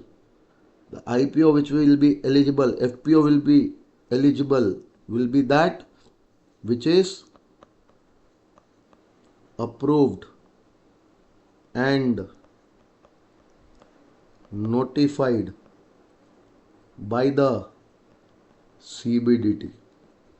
So whenever any issue is coming, that issue, if that issue is approved by the CBDT, that okay, this is eligible and it will be notified also, then that issue will be an eligible issue. Under that eligible issue, under that IPO, FPO. See, many companies are issuing their shares and debentures, etc. No? Many IPOs are coming, many FPOs are coming. So in any IPO, in any FPO, you will go and subscribe. We are going to give you the exemption deduction. The answer is no. Go and invest in that IPO. Go and invest in that FPO which is eligible. And which IPO FPO is eligible? The IPO or FPO which is approved and notified by the CBDT for this purpose. For the purpose of Section 80C, CBDT will approve and it will be notified that okay, this company's IPO is coming. We are approving this IPO for 80C. And they will notify also that okay, this IPO we have approved. Getting my point? Under that IPO, go and subscribe to equity shares. Under that IPO, go and subscribe to the debentures. Under that IPO, go and subscribe to the units. Whatever amount you have invested, that entire amount will qualify for deduction under Section 80C. But remember, the equity shares or the units which you are acquiring, they have a lock-in period. Lock-in period of 3 years. Meaning the date on which you acquire them, from that date for 3 years you are not supposed to sell them. Within 3 years from their date of acquisition, if you are selling them, if you are transferring them, then whatever amount you have invested in such shares or debentures or units based on which you have got the deduction. So amount invested to subscribe them, that amount was allowed as a deduction under 80C, no? That amount will now be treated as a deemed income under the head IFRS if you sell them within 3 years. Got it, sir? So lock-in period for life insurance policy was 2 years. Lock-in period for unit-linked insurance plans was 5 years. And lock-in period for these type of shares, debentures or units is 3 years. You have to remember, they can ask you, if they want to make your paper a little bit difficult, they can ask you these type of points also, which usually people avoid. Okay. So this was your point number 13. Please now check the point number 13. You will understand this point. Come on. Read it fast.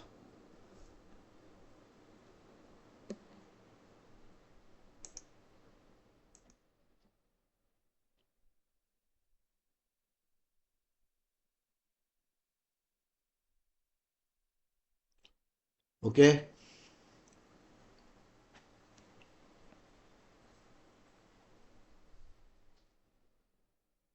This entire point covered in that small point. And you are supposed to remember these things. The moment you will start reading them now, you will come to know that what was there in this point. If you don't recollect anything, only then go and check that point. Okay. Otherwise, no need to read that whole thing again and again. Okay. Now, pay attention. 14th point, 15th point. Both the points I will combine together. 14th and 15th I will combine together. Okay, no? See this point and this point. This and this. Now they are saying any deposit made by the assessee in post office time deposit account. Wait, before that I'll write senior citizen savings scheme. Then I will write post office time deposit account. And last but not the least, fixed deposit account with any scheduled bank. Post office time deposit account with any post office. and senior citizen savings scheme account with the government, which you can open in any post office also, in any nationalized bank also. Yes or no?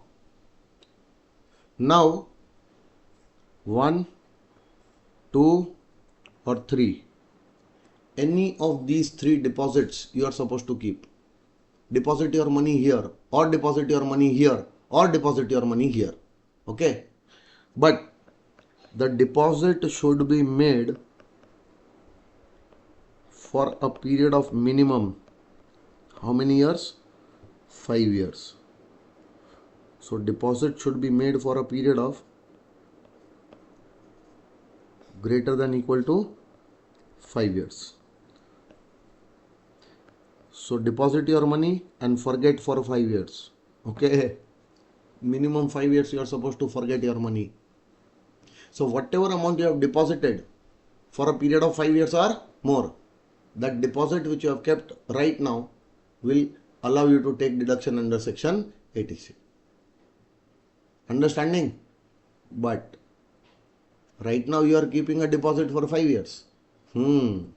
But within the 5 years period, now if you are withdrawing money including accrued interest or something, then the amount which will come back, no, the amount which you have deposited will come back along with accrued interest, if any, will be treated as your income from other sources. So put your money for 5 years, take the deduction, but don't take it out for the next 5 years. Okay, if you will take out that money including interest, whatever amount will come will be treated as your income from other sources. Now this FD, no, with any scheduled bank, this FD is also known as tax saver deposits. Why, sir? Why tax saver deposits, sir? Because if you will deposit the money here, will you get the 80C deduction? And because of 80C deduction, will your total income will come down? And as a result of that, the tax liability will also be saved, no? Tax will also come down, no? So hence these type of deposits which you keep in any bank are also known as tax saver deposits. So whenever you go to any bank, okay, now next time whenever you will go to any bank, no, ask them that I want to keep a tax saver deposit in your branch. They'll give you the details of different FDs. Some FD 5 years, some FD 7 years, some FD 10 years, yes or no? So those FDs are what? Tax saver deposits, meaning by depositing money in that kind of fixed deposit, that amount will be allowed as a deduction under 80C. And as a result of that, your total income will come down, your tax liability will also come down. Yes or no? So,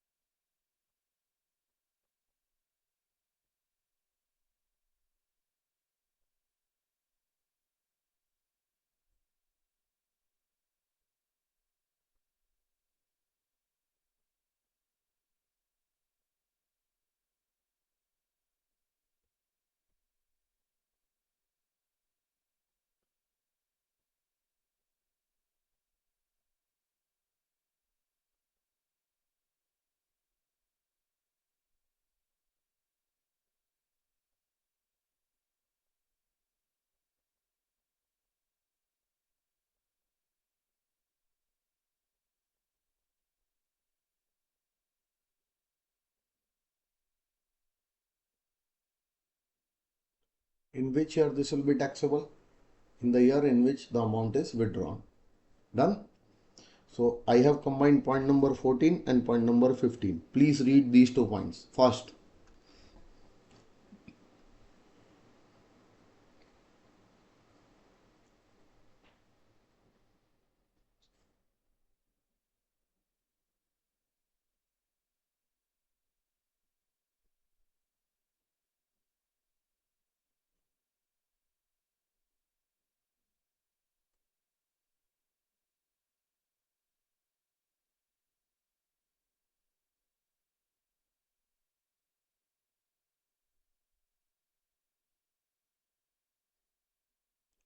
For that FD, one more point is there. You cannot keep it as a security also to take the loan, huh? If you keep it as a security to take a loan, then also the amount will be treated as deemed income. Yes.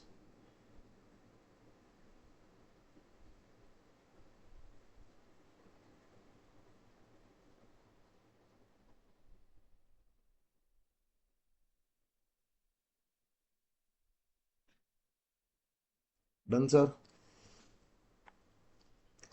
Now point number 16. Wait.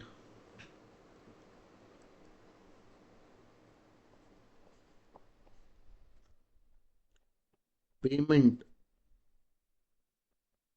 of tuition fees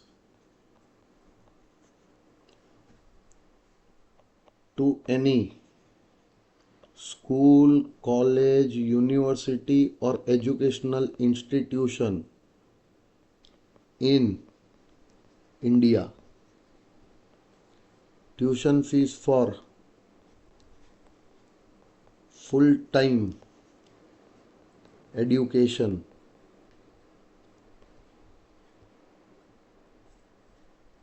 of any two children of the assessee. The tuition fees will be allowed as a deduction. But that tuition fees must be paid to any school, college, university, or educational institution in India. If your children are studying in Cambridge University, London, and you are paying the tuition fees there, will you take the deduction?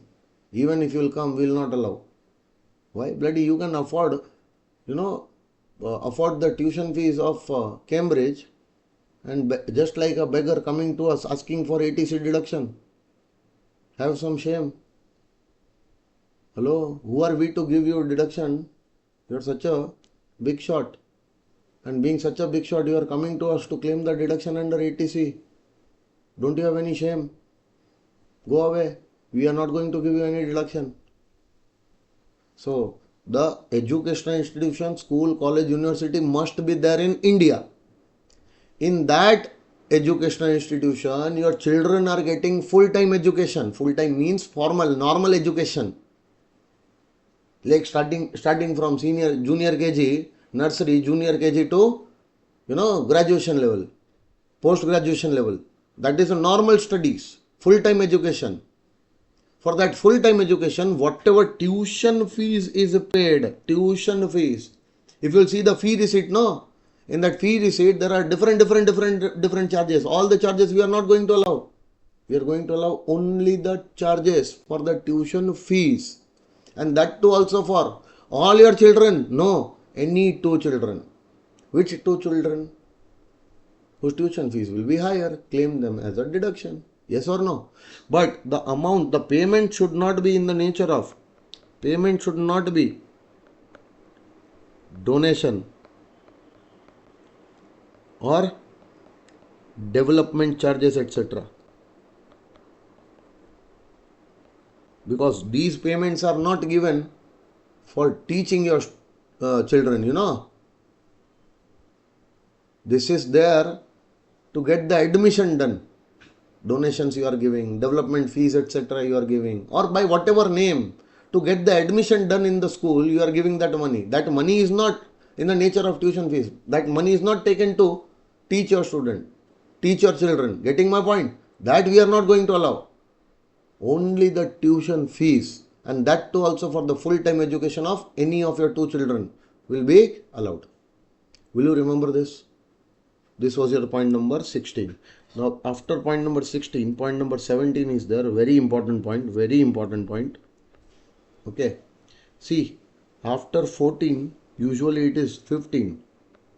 But I have deliberately written 16 because 14 and 15 I have combined in one point. Okay. Okay. So this is 16, but you can, write it 15 also. And I am going through that sequence only, which is there in my notes. Now see, now you are making payment payment of cost of purchase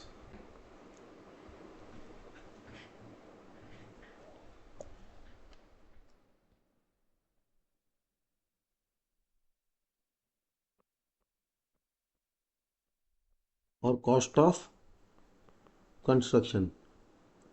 Did I say cost of repairs? Did I say cost of renewals? Cost of reconstruction? Only payment of cost of purchase and cost of construction. Meaning that the cost of repair, renewal, reconstruction, alteration, addition, etc. These payments will not be allowed. I am talking only about what? Cost of purchase or cost of construction. So cost of purchase, cost of construction of what? Of a residential house property. What did I say? House property or residential house property? See, under the head house property, even the residential properties are treated as house property. Commercial properties are also treated as house property. Hello? I'm not talking about commercial properties. I'm talking about those properties which are residential in nature. Residential properties. Okay? So, do you have a residential house property? Yes. Now, this residential house property is assessed under the head income from house property. It is very important to show this residential house property as a source of income under the head house property. Now you can assess it as a SOP also, LOP also, DLOP also, will not make any difference. This can be your SOP also, this can be your LOP also, this can be your DLOP also, it can be any type of property, yes or no? But this must be assessed under the head house property. So do you have a residential house property? Yes. Have you assessed? Have you shown that house property under the house property head? Yes. SOP, LOP, DLOP, by whatever form, whatever type of property it is, we don't know. But it should be a residential house property. Now, the cost of purchase or the cost of construction of that house property you have paid in this year. But that payment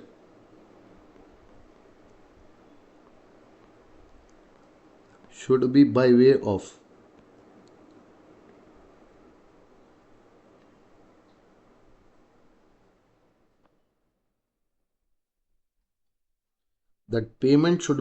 of down payment or installment.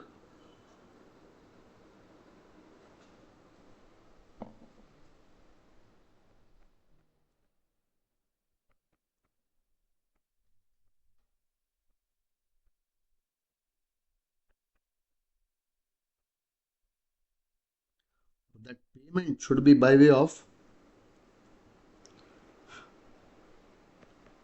repayment, principal repayment of loan,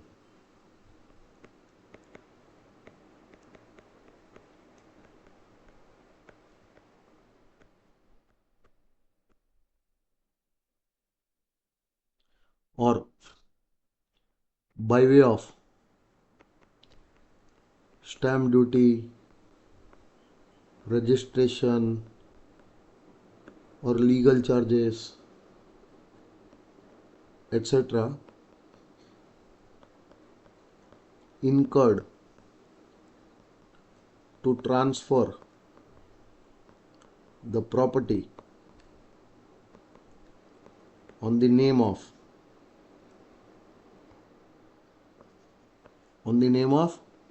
assessee.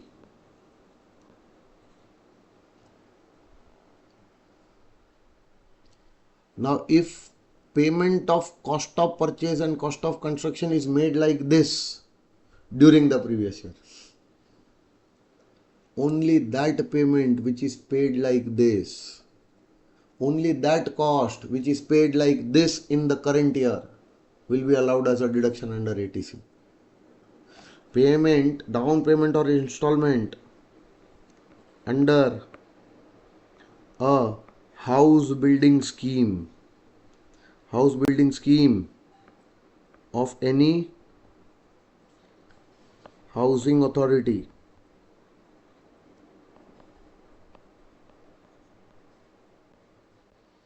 of any builder. Now that builder can be company, cooperative society, AOP, BOI, etc. Builder can be any person, but the builder is having a house building scheme, any housing authority. Under the house building scheme of that housing authority, you make the payment of any down payment or installment or principal repayment of loan. Loan must be taken from specified lenders. Loan from specified lenders. Housing finance companies, scheduled banks, your employer, central government, state government, LIC of India against your insurance policies. Yes or no? There are specified lenders who will give you housing loan. So if you are taking the housing loan from anyone, we are not going to give the principal repayment of that housing loan as a deduction. No, you have to take the housing loan from these persons only, specified lenders only. And from these persons you have taken the housing loan. What type of housing loan? Loan to purchase, loan to construct. Yes or no? So the lenders must be specified lenders. Okay. From those lenders you have taken a housing loan for purchase or construction, and that housing loan you are repaying them. Ultimately you are repaying the cost only which they have financed right now.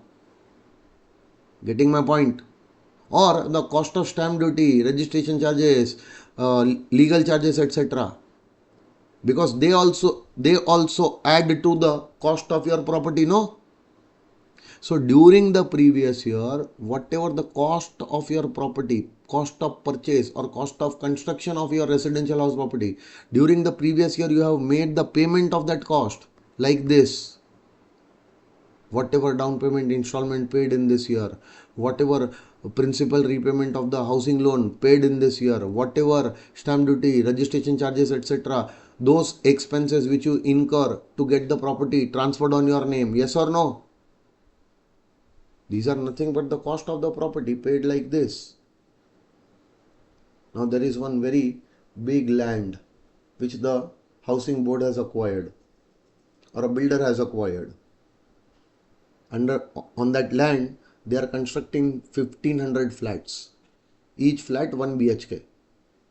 Okay, so nearby the Chennai area, okay, not inside the city but in the outskirts of the Chennai, the housing board has acquired a huge piece of land. On that piece of land they are constructing 1500 flats. Now they will advertise that if you want to buy any flat in this scheme, this is our house building scheme. In this scheme we are constructing 1500 flats. Each flat will cost 1 BHK flat. Each flat will cost 30 lakh rupees. 30 lakh is peanuts. If you are bloody getting 30 lakhs of 1 BHK flat for 30 lakhs in Chennai, that is nothing.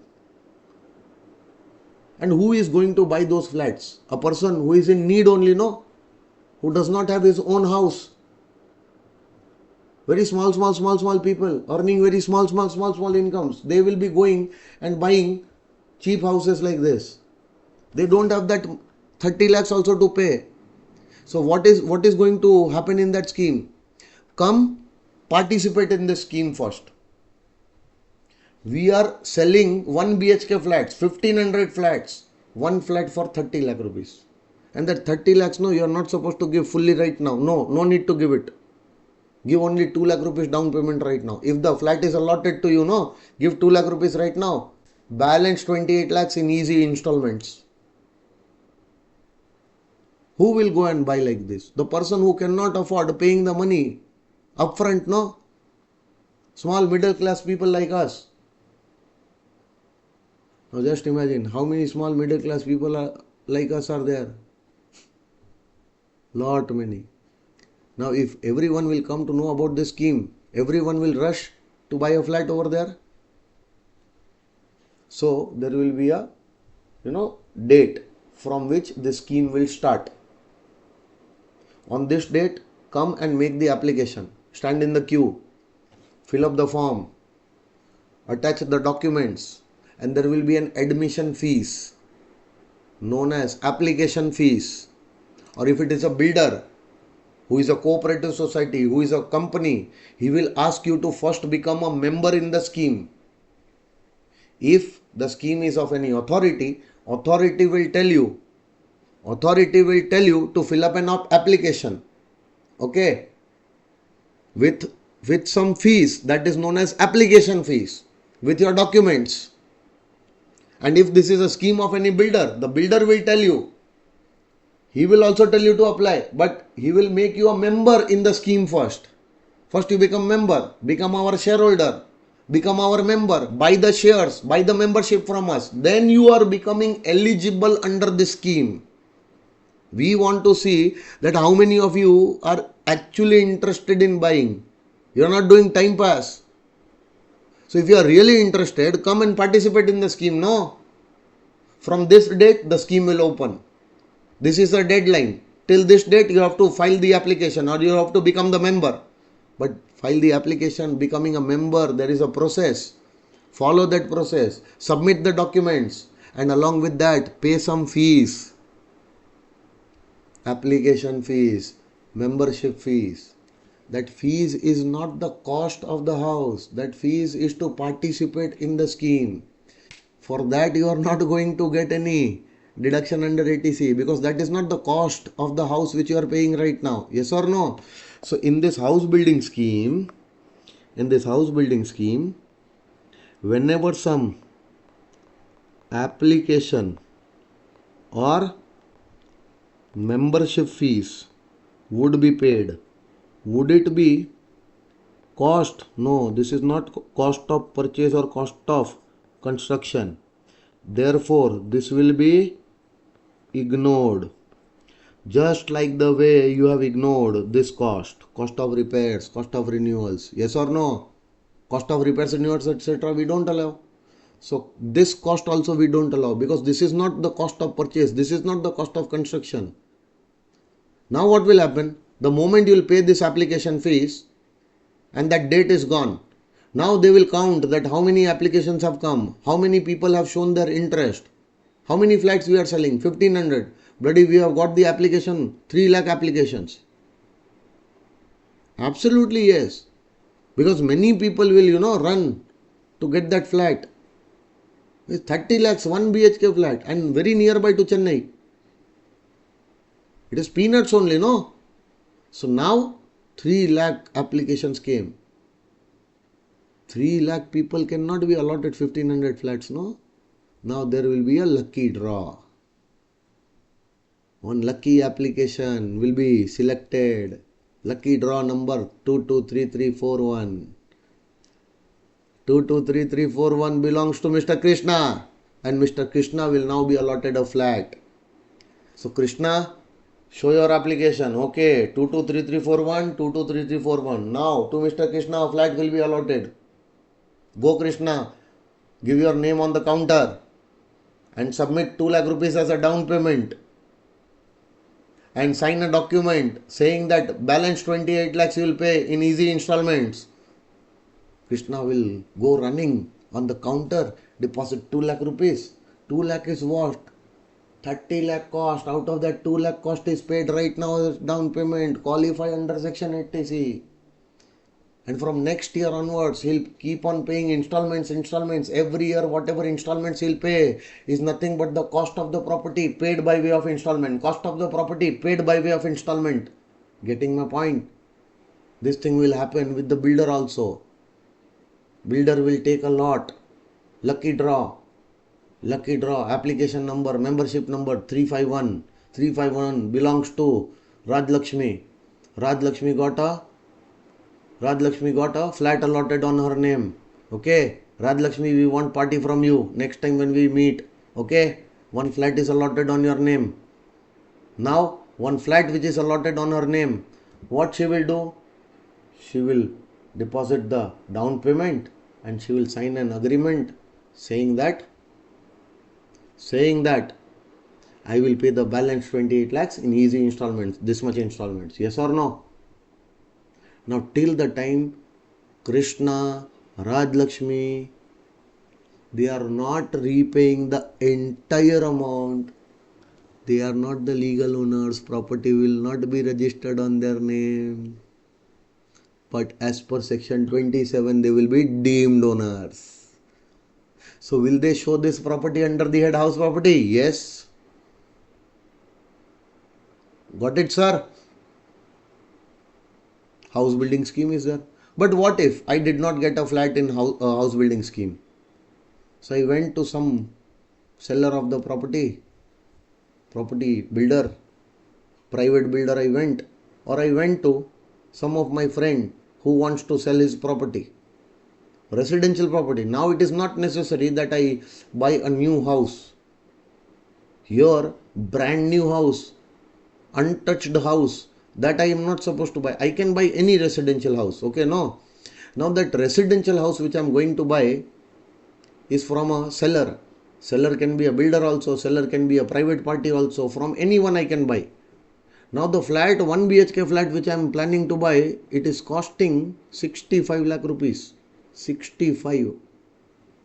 How much money I have, Only 20 lakhs. From where the balance 45 lakhs will come to pay for the purchase price? I will go and approach the bank. I will tell the bank, see the flat which I want to purchase, the property which I want to purchase, the cost of that property is how much? 65. I am paying 20 right now. You pay 45. And that 45 will be considered as my housing loan. What the bank has done? Bank has paid the 45 lakhs cost of the property right now, which you consider as your housing loan. And now whenever you will pay the housing loan principal amount, meaning that the cost which the bank has paid right now, you are returning that cost back to the bank, no? That is nothing but the principal repayment which you are making. So whatever principal repayment you are making in this year is what? Is the cost of purchase, cost of construction, giving back to the bank only. Even that amount will qualify. Even the stamp duty, registration charges, etc. But remember, whenever you will make the repayment to the bank, loan repayment, along with this loan repayment, you will also pay the interest. That interest is already claimed as a deduction under 24 clause B. And some interest will be claimed under 80 EE that you are going to learn tomorrow. Okay, no? So for this interest we are separately giving you any deduction, and that interest also you are making a cost here and taking the deduction is not a good thing, no? So the interest on that loan will not be allowed under ATC. That will be ignored, because that is already claimed as a deduction under either 24 clause B up to 2 lakhs, and the balance amount which you could not claim under 24 clause B, no, for that we have made other sections also, 80 EE, 80 EE, etc. Hello sir, will you remember sir? So 3 things are not allowed here. Please remember, interest on the housing loan will not be allowed. The application money or the membership fees which you have paid will not be allowed. The cost of repairs, renewals, etc. will not be allowed. Only the cost of purchase or cost of construction will be allowed of a residential house property which you have assessed under the head house property, and that cost of purchase, cost of construction you have paid in this manner, okay, will only be allowed as a deduction. Now please pay attention. This residential house property, this has a lock-in of 5 years. Meaning the date on which you have acquired the house property or the construction is completed, yes or no, from that date for 5 years you are not supposed to sell the property. If within the 5 years from the date of its acquisition, if the property is sold by you, then in the year of sale, whatever installments etc. you have paid, whatever principal repayments you have made in the year of sale, that will not be allowed as a deduction. But wait, that will also not be allowed, and the payments which we allowed earlier in earlier years under section 80C, even that will be treated as your deemed income under the head IFOS. Understanding or not? Understood this much? Hello, sir? This was your last point under 80C. And who are the lenders from whom you can take the loan? Please check this list. In this list, it is written that from whom you can take the loan. These are the lenders from whom you can take the loan. Please read the list once. Specified lenders: CG, SG, LIC, okay, any company, public limited, private limited, any university of which you are an employee. Because if you will take the loan from them, no, only then it can be verified that you have taken a proper loan and you are not claiming any bogus, amount. You can lie that you are making the repayment of loan, but they will never lie to the government whether you have made the payment or not. Getting my point? So loan must be taken from these entities only. Any housing finance company, any bank, scheduled bank, central government, state government, LIC, etc. Got it, sir? The point number 17 is over. Just imagine how this point is written over there. You will never be able to understand these things. Say thank you. Last point. See this last point which I am going to write, no? Point number 18. The discussion of this point I will do with 80CCD. Which section, friends? 80CCD. When I will be starting 80CCD, no? With 80CCD, I will discuss this point fully. But right now, whatever I am writing, just pay attention. That's it. No need. You will not understand anything. I know. But just remember that whatever amount contributed by the employee of central government to the tier 2 or additional account of NPS which is not eligible for deduction under section 80 CCD subsection 1 or 1B, that amount of contribution will be allowed as a deduction under section 80C. But you have to contribute this to tier 2 account or additional account of NPS. Okay, no? So meaning that there will be one tier 1 account or a primary account. In that account, whatever contribution you make, that is allowed under section CCD. But an extra account is opened for making extra contributions. Yes or no? And that extra contributions which you are making will not go to your main account, will not go to your primary account. This will come here. And this account will be attached to your main account. So if you are a central government employee making extra contribution in this account, hello sir, this does not get qualified for 80CCD deduction. So people were not making such extra contributions. So to attract you, please come, make this extra contribution, we will give you the deduction. Not under 80CCD, but we will give you under 80C. Getting my point? Now, shall we solve few questions? Sure. Okay, come to the questions.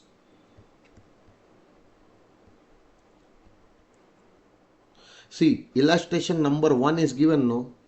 This is a time pass, okay? Even if you don't do it, it is okay, no problem. Come to the illustration number 2. Okay? This one.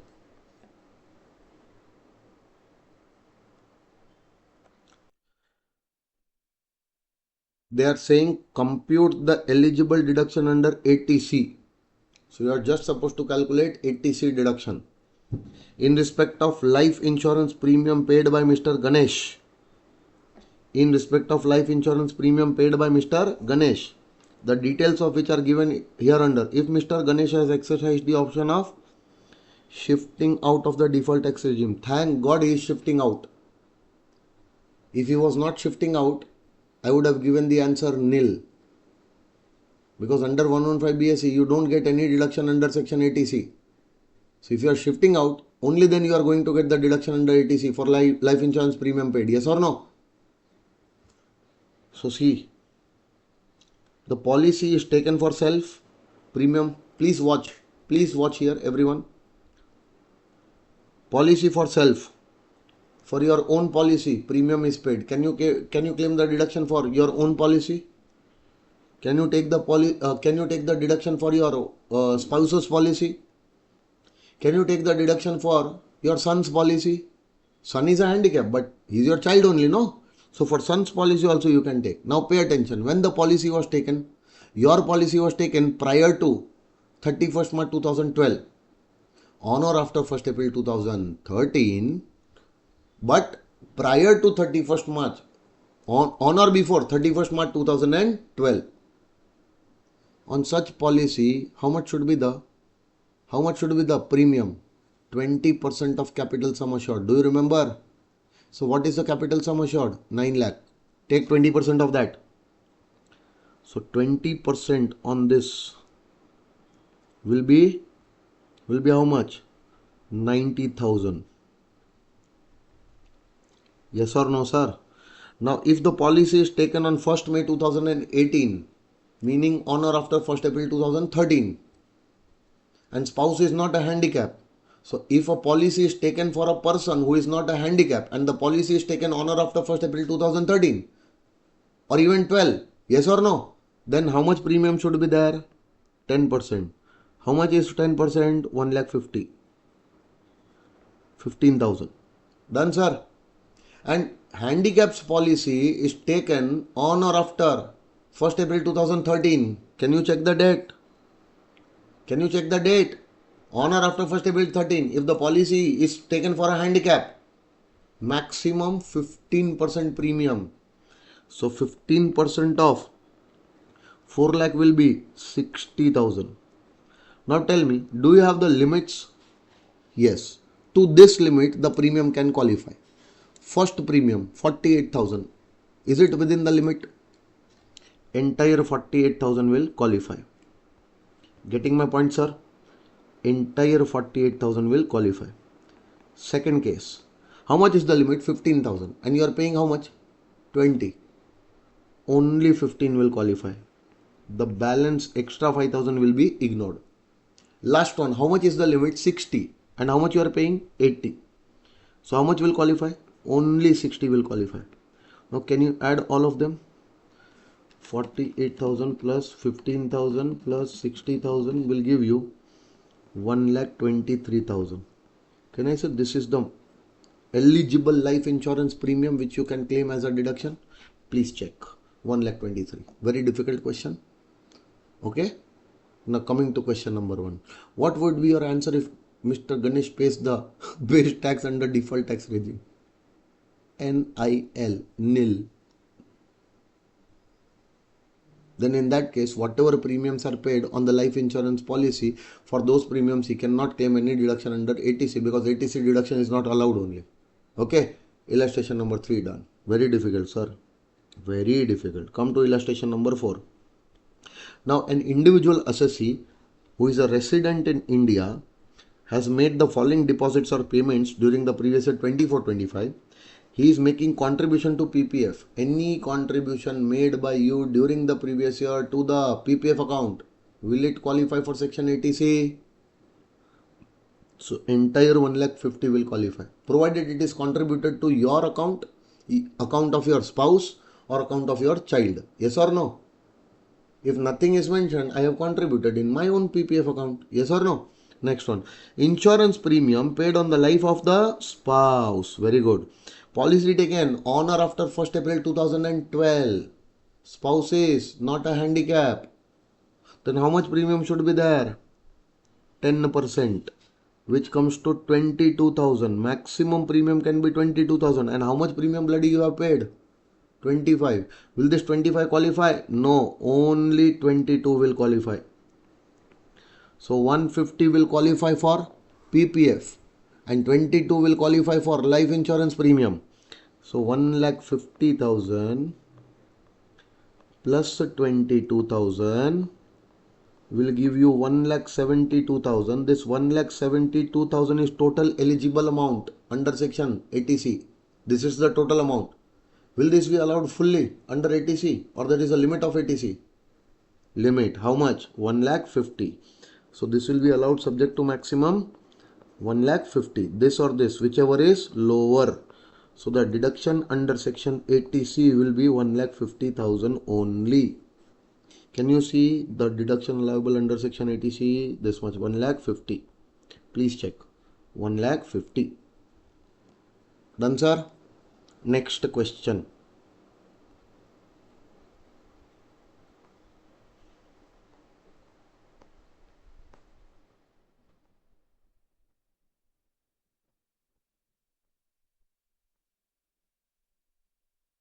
Now there is no next question. Now there is directly next section. Now see, 80CCC. Believe it or not, you know this. YKT. Are you an individual? Yes, sir. Not an HUF, huh? Not an HUF. Individual HUF only for 80C. For 80CCC, only individual. Are you an individual? Yes, sir. Are you contributing to the notified pension fund of LIC or any other approved insurance company? So whatever contributions made by you to the notified pension fund of LIC or any other approved insurance company, that entire contribution, see, that entire contribution will be allowed as a deduction under section 80C subject to maximum 1,50,000. Done. 80CCC over. So whether you are a resident or a non-resident, but you should be an individual, whatever contributions you have made to your notified pension fund of LIC or any other approved insurance company, that amount will qualify as a deduction under section 80CCC, but it will be allowed under 80CCC subject to a maximum limit of 1,50,000. But can you see a note 1 over here? This similar type of note you saw for 80C also, which I told you, you will not understand right now, but just read. Overall limit 80CC. There is overall limit of 80CC. So the deduction under 80CCC is maximum 1,50,000. But whatever deduction you will claim will come under the overall limit of 80CC also. And 80C also comes under the overall limit of 80CC. Yes or no, sir? So this was your 80CCC, but wait. The contribution which you are making, which you want to claim as a deduction under 80CCC, this amount, this has to be compulsorily made out of your taxable income. See, there was no such requirement for 80C. Whatever payments of 80C you are making, no, whatever investment, whatever payments of 80C you are making, it is nowhere written that you have to contribute or pay or invest out of your taxable income. You can contribute, you can pay, you can invest out of any income which you are earning. Yes or no? Whether the income is taxable, whether the income is exempt, we don't mind. But wait, the contribution to pension fund of LIC or other approved insurance company must be on your name. First requirement. You cannot contribute this amount for your spouse, for your children. You have to contribute this amount for yourself. And the contribution must be always out of your taxable income. Note number 3 and note number 4. Please read. Must be for the assessee himself, not for anyone else. And must be out of the taxable income of the assessee and not out of the exempt income. Okay. Now, see. This is an assessee, okay, no? This is an assessee. He is earning some taxable income. Now, out of this taxable income, he is contributing to notified pension fund of LIC or approved insurance company. So he is contributing his amount. Okay, no? So from his taxable income, whatever contribution he is making,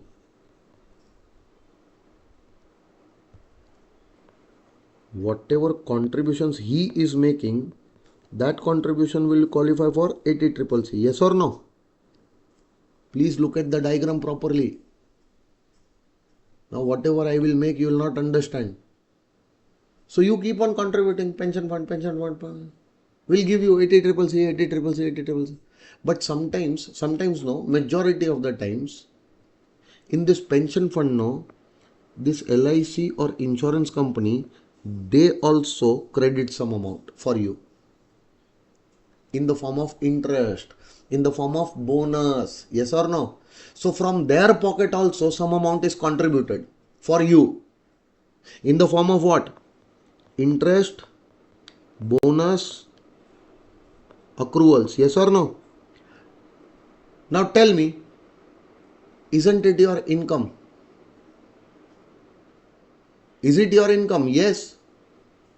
But is it coming in your hands right now? Is it becoming due? Is it coming in your hands? No, it will become due. It will come in your hands later on as a pension. And at that time, whatever pension you are going to get, that is going to be taxed only, no? So right now, whatever interest, whatever bonus which is getting credited, credit off,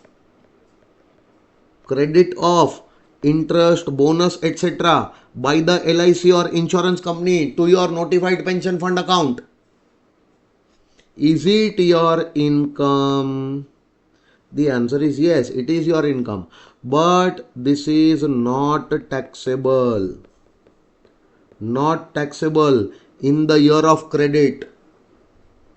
Because it is already getting taxed in your hands when you are receiving it in the form of annuity later on. Hello, sir.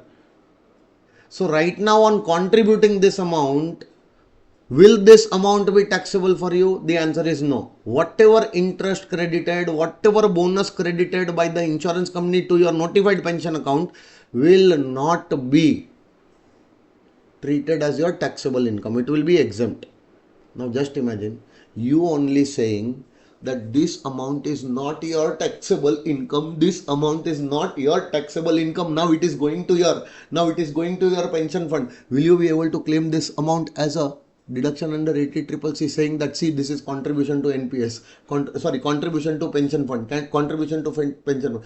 We would have allowed this amount under section 80CCC as a contribution to pension fund if this amount would have been taxed in your hands. That is the reason why they are saying that it should be out of your taxable income. Your taxable income.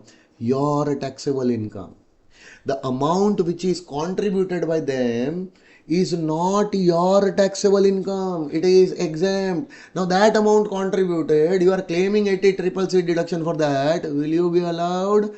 The answer is no. Because this is not your taxable income. Hello, sir. Not taxable. Therefore,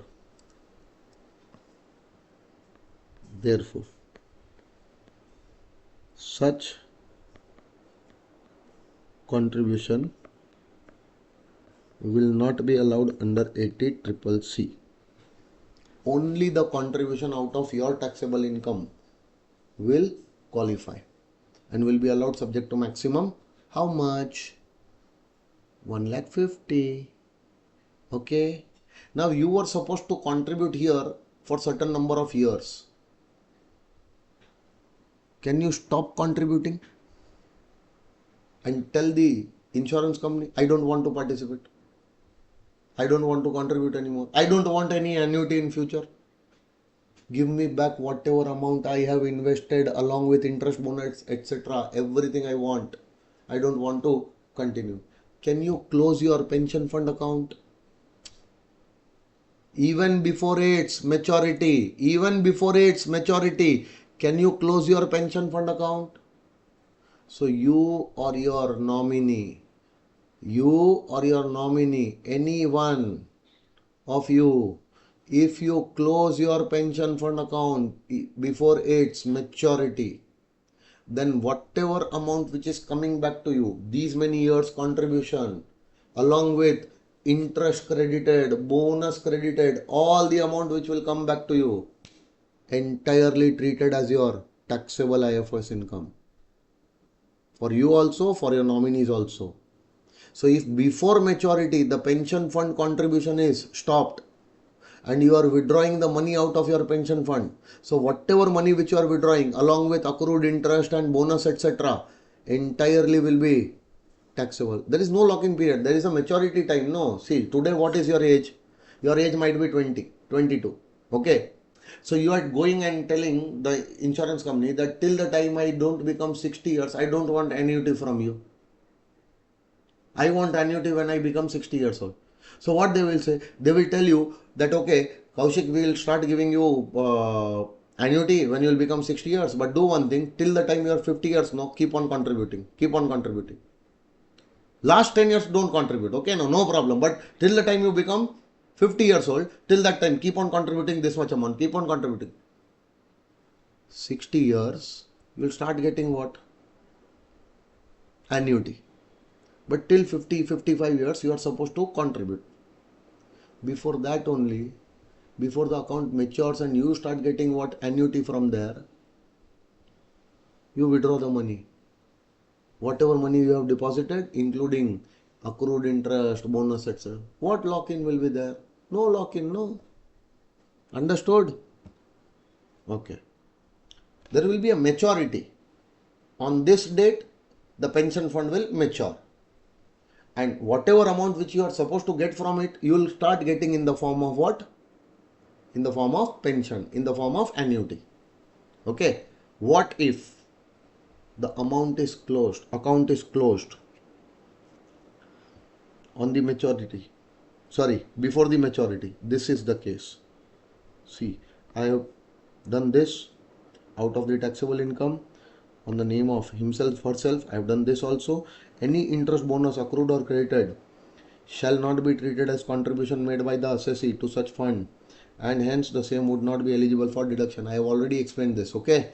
Now, assessee or his or her nominee receives any amount, including bonus or interest, on surrender of annuity before its maturity.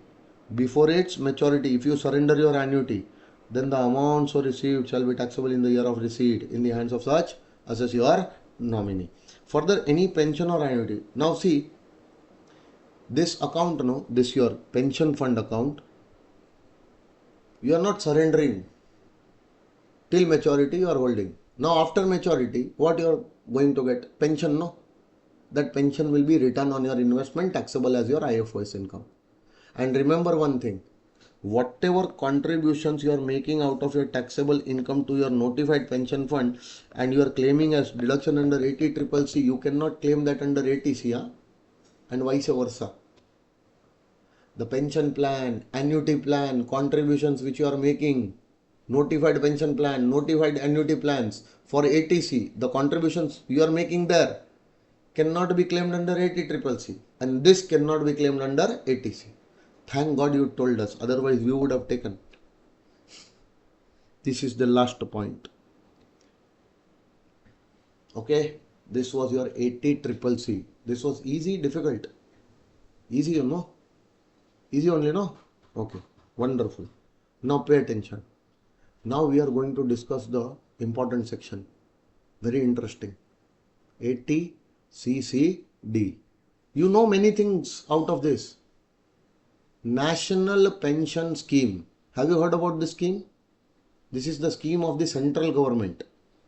Now under this scheme what happens? No, you keep on investing some amount in the NPS, okay, and once you will achieve the age of 60 years, no, now they have, now they have increased the age also, if I am not wrong. Now they have increased the age to 70 also. But till the time I am aware, 60 years age is there. So once you will attain the age of 60, no, then don't worry, government will take care of you. Government will start paying you what? Pension out of NPS account. But for that, if you want to have the pension in the future from the government, hello, keep on investing amount in NPS. Now participating in NPS is compulsory for government employees. They don't have any choice. If you are in the employment with the government, no, you have to compulsorily participate in NPS. From your salary, every month some amount will be deducted and will be contributed in NPS. And your employer, meaning the government, will also contribute in your NPS account.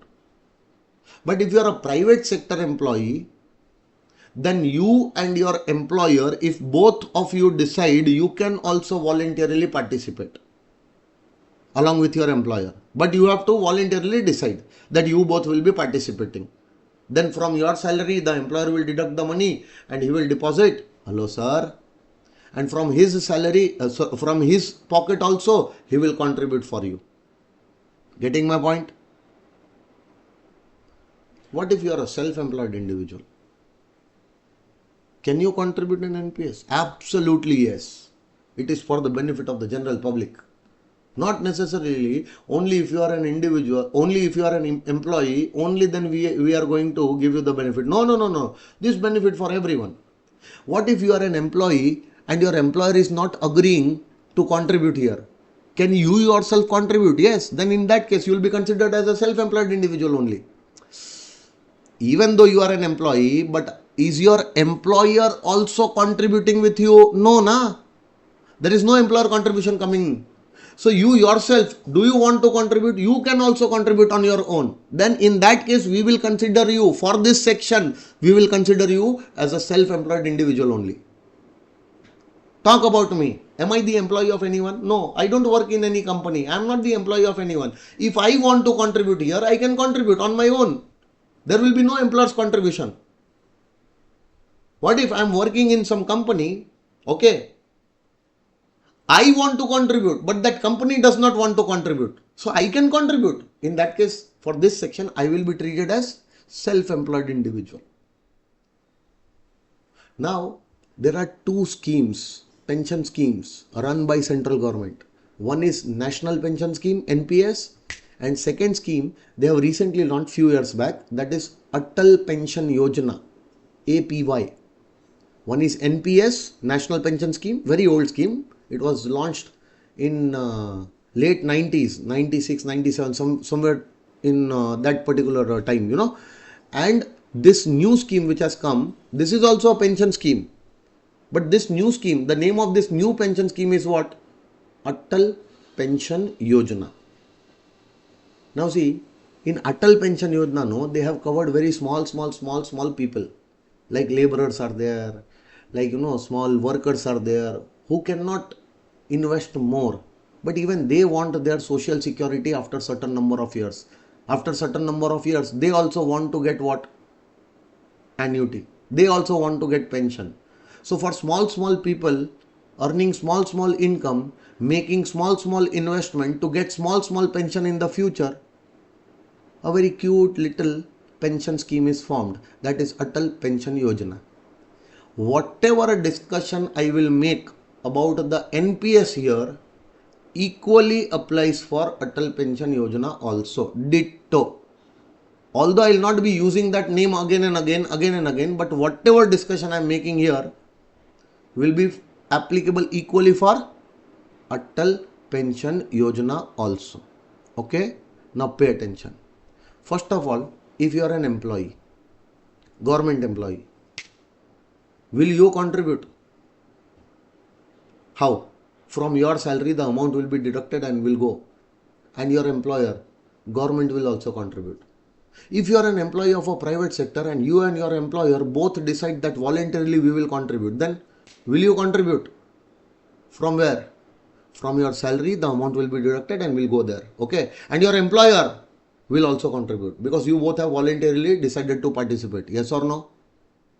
But what if you are a self-employed individual? Now self-employed, you know what I want to say. Even those employees will be covered whose employers are not agreeing to contribute. So you want to contribute on your own.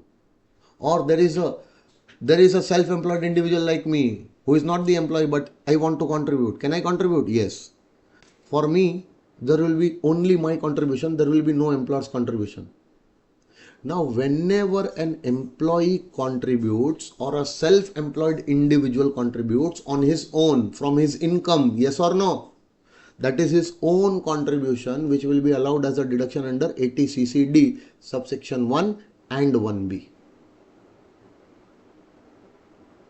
My contribution out of my income, my salary income or my normal income, if I am employee or I am a self-employed, will not make any difference. My contribution, assessee's contribution to his NPS account will be allowed as a deduction to assessee under section 80 CCD subsection 1 as well as subsection 1B. How much you know? See, I will write down. Who is this?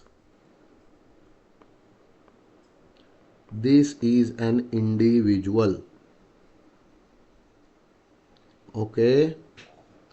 This individual making contribution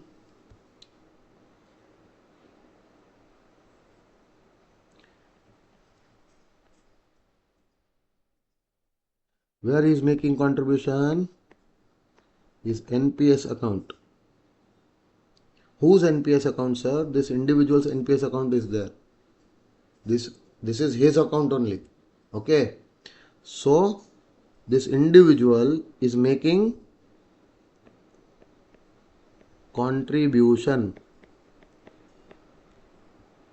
known as own contribution.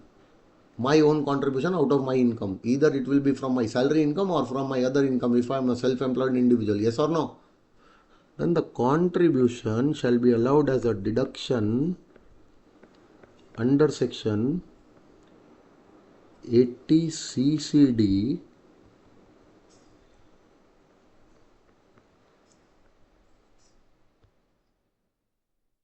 subsection 1 subsection 1B. Under subsection 1, this contribution can be allowed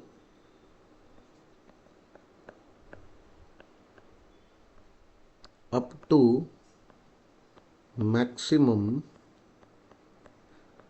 10% of salary if this individual is an employee. In case the assessee is an employee, then and his employer is also contributing, yes or no? You are contributing and your employer is also contributing. Then for you, the deduction will be 10% of your salary maximum. So whatever amount contributed, that will be allowed under 80 CCD 1, but to the extent of your salary, 10% of your salary, maximum this much you can claim. Or maximum 20% of your GTI if you are self-employed individual. So if the assessee is a self-employed individual, he can contribute to his NPS account. His contribution to his NPS account will be allowed under section CCD 1 to the extent of 20% of his GTI. To the extent of 20% of his GTI he can claim. So why this collaborative? Why that is 10%? Why this is 20%? You will get the logic. Give me 2 minutes. You will get the logic also. Okay. Why that is 10? Why this is 20? Now pay attention. Your contribution can be claimed by you. It will be allowed under section 80 CCD 1B up to an additional limit. Up to an additional limit of rupees 50,000 max. So claim your contribution under CCD 1B up to 50,000. There also it is allowed, and under section 1, subsection 1 also it is allowed. So under 1B if you are claiming, claim 50,000. Additional 50,000 limit is given. Till that 50,000 claim there, and whatever excess is there, no, claim under CCD 1 to the extent of 10% or 20% of your GTI, as the case may be. Or you can do that. Claim under 80 CCD 1 to the extent of 10% or 20% as the case may be, and the balance you can claim in CCD1B, balance if any. Hello sir. So you have two choices to make. First claim this and then balance from here. This is first choice. Or the second choice, first claim this and then balance from here.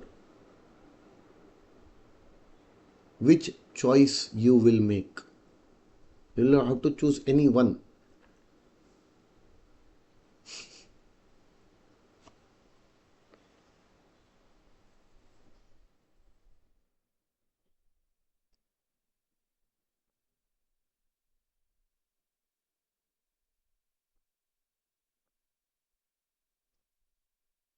This is the right choice, baby. Always follow this. See, even if you follow the first option, no, it is not wrong, but it will not be beneficial for you. I'll prove it. So if you are given the opportunity to claim CCD 1B as well as 1, and no particular order is given that in this order you are supposed to take, then take the most beneficial thing, no? So most beneficial is claiming 1B first, and whatever balance remains, claim it under CCD 1B. Now I'll come to one thing. CCD 1, the deduction available under section CCD 1. Okay, I will tell you to read one thing.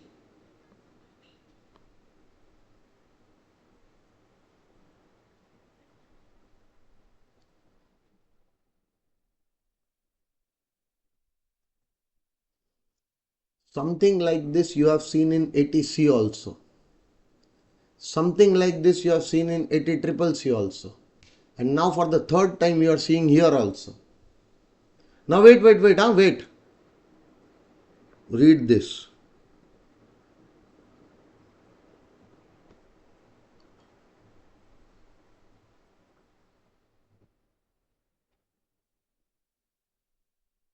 What did you understand? 1B is not covered in that overall limit. Understanding, no? Now please pay attention. See here.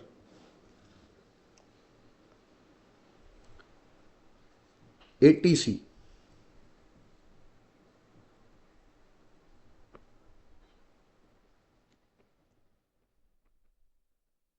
You have paid some life insurance premium. You have deposited the amount in PPF account.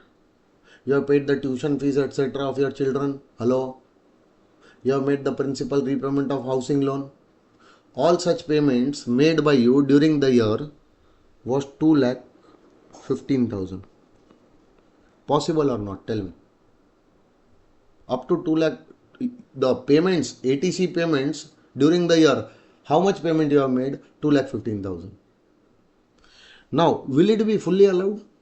Or it will be allowed subject to maximum limit of 1,50,000. There is a limit of 1,50,000, no? So what will do? This or 1,50,000.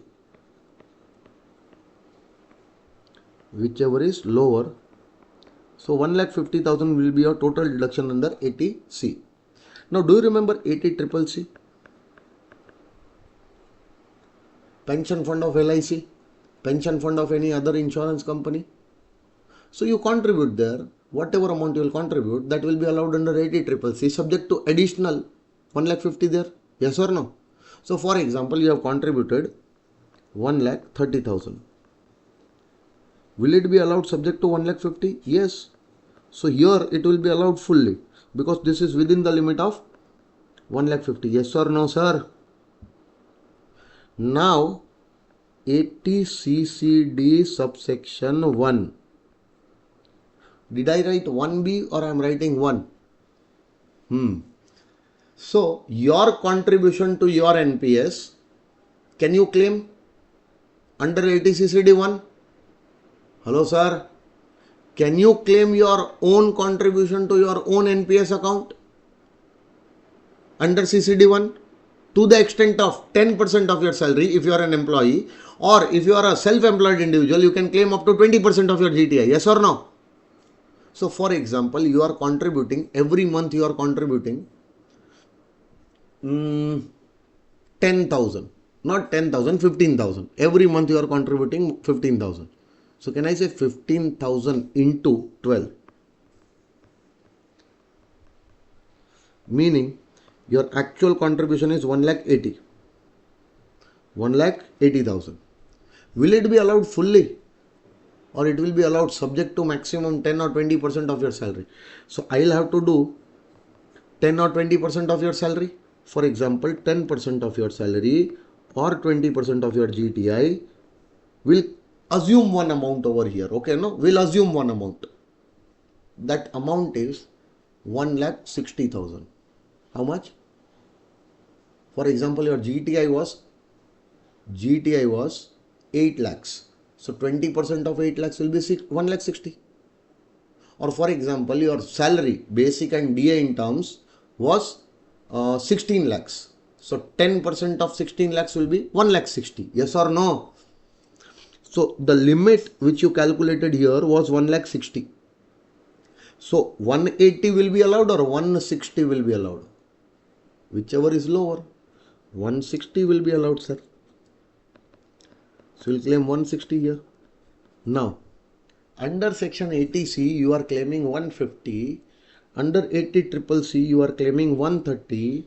And under CCD1 you are claiming 160. So 1,50,000 plus 1,30,000 plus 1,60,000, you are going to claim 4,40,000. Yes or no?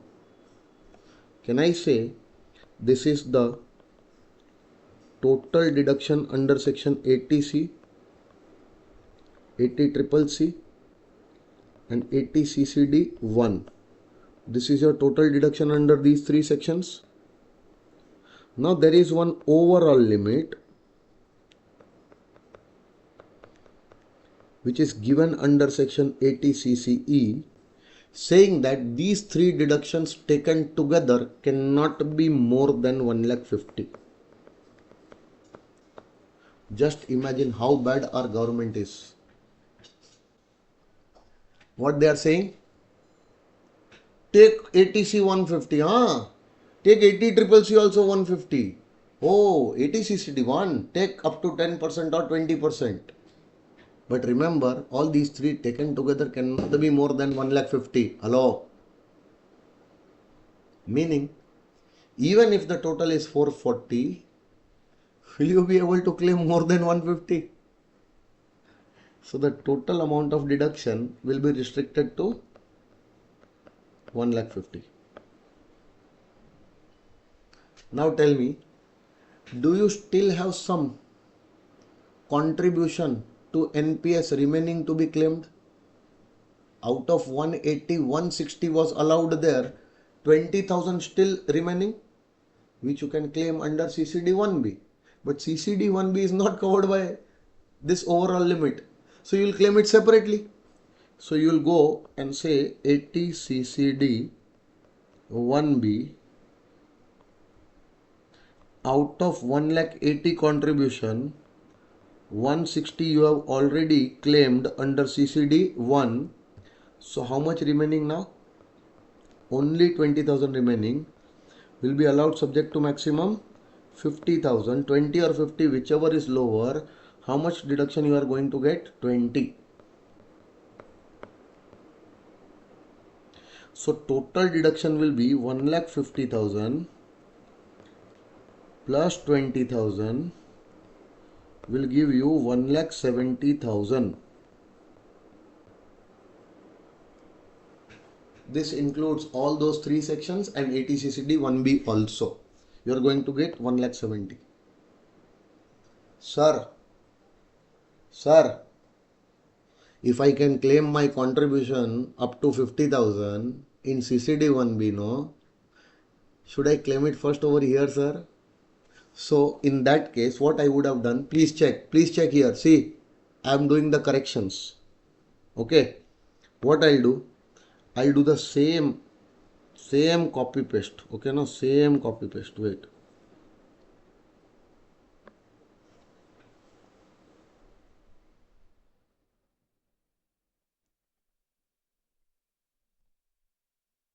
Pay attention. Instead of claiming it from here, I will first bring this 1,80,000 to 80 CCD 1B. I will bring it here. See, 1,80,000 directly I am bringing here. So 1,80,000 or 50, whichever is lower. Come on, tell me. 50,000 entirely I can claim over here. Now out of 180, 50 you are claiming here. So how much remains? 130. That I can claim above, subject to 1,60,000.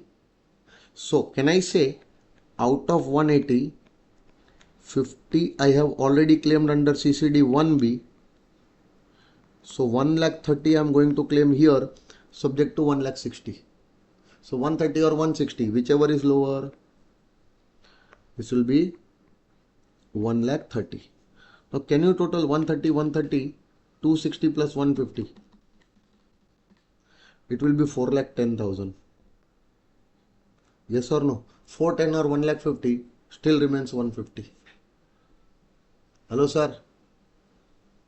150 plus 50. Now my deduction will be, I can fully exploit both the limits. So this is better or this is better? This is better. 170 is better or 2 lakh is better. So we claimed this first and balance from CCD 1. That is what I was telling here. Got it, sir? Everyone, this was your 80 CCD 1 and 1B. In 1, 10% of your salary. Salary what you will take? Basic and DA in terms. If you are employee and your employer was also contributing. So for you, your own contribution CCD 1, how much you will get? Own contribution up to 10% of your salary. But if you are a self-employed individual, then 20% of your GTI. For both of you, you can additionally claim 50,000 under CCD 1B, and that is not covered under the overall limit of CCE. Hello sir. Pay attention now. Very important point I am going to discuss.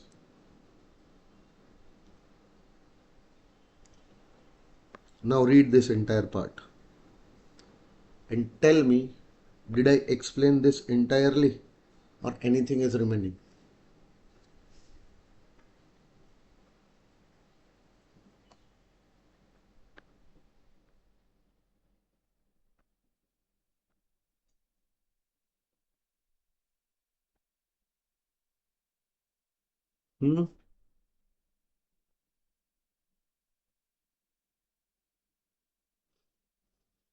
Done, sir?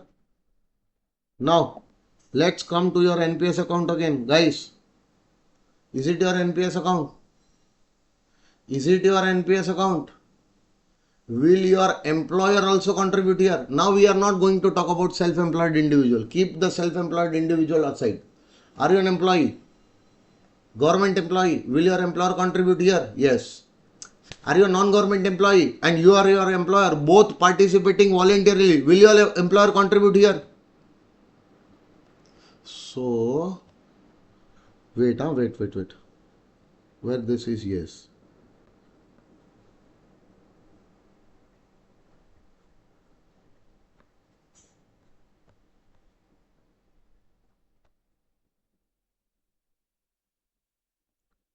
Your own contribution going there, you can claim it under 80 CCD 1 and 1B. That is done.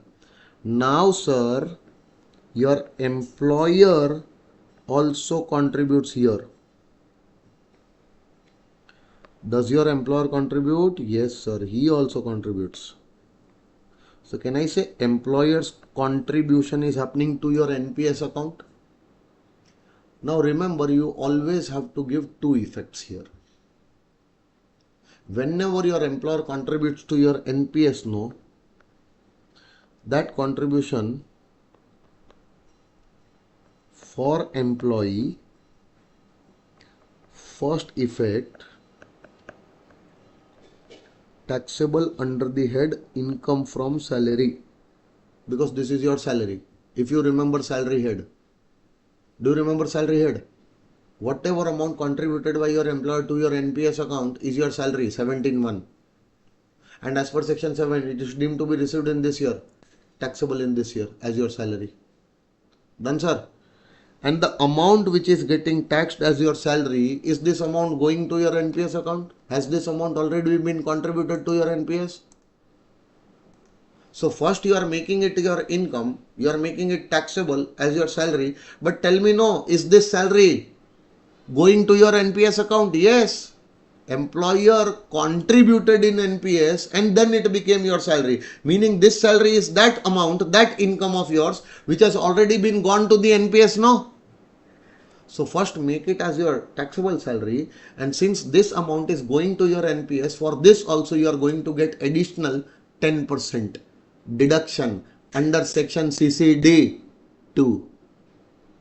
So for your contribution you are getting 10%.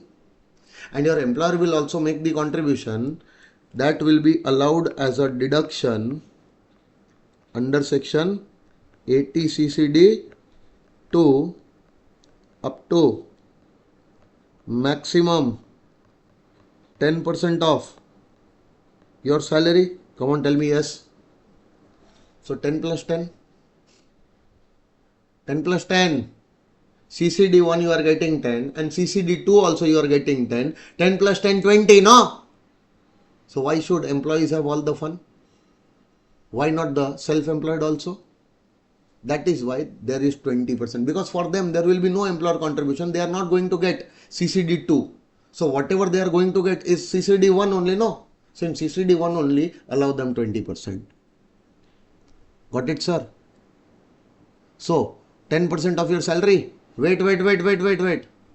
Even if you follow 115 BAC, you are going to get this deduction. In the very beginning, I told you that 3 deductions you are going to get. CCD 2 you will get even if you are following 115 BAC.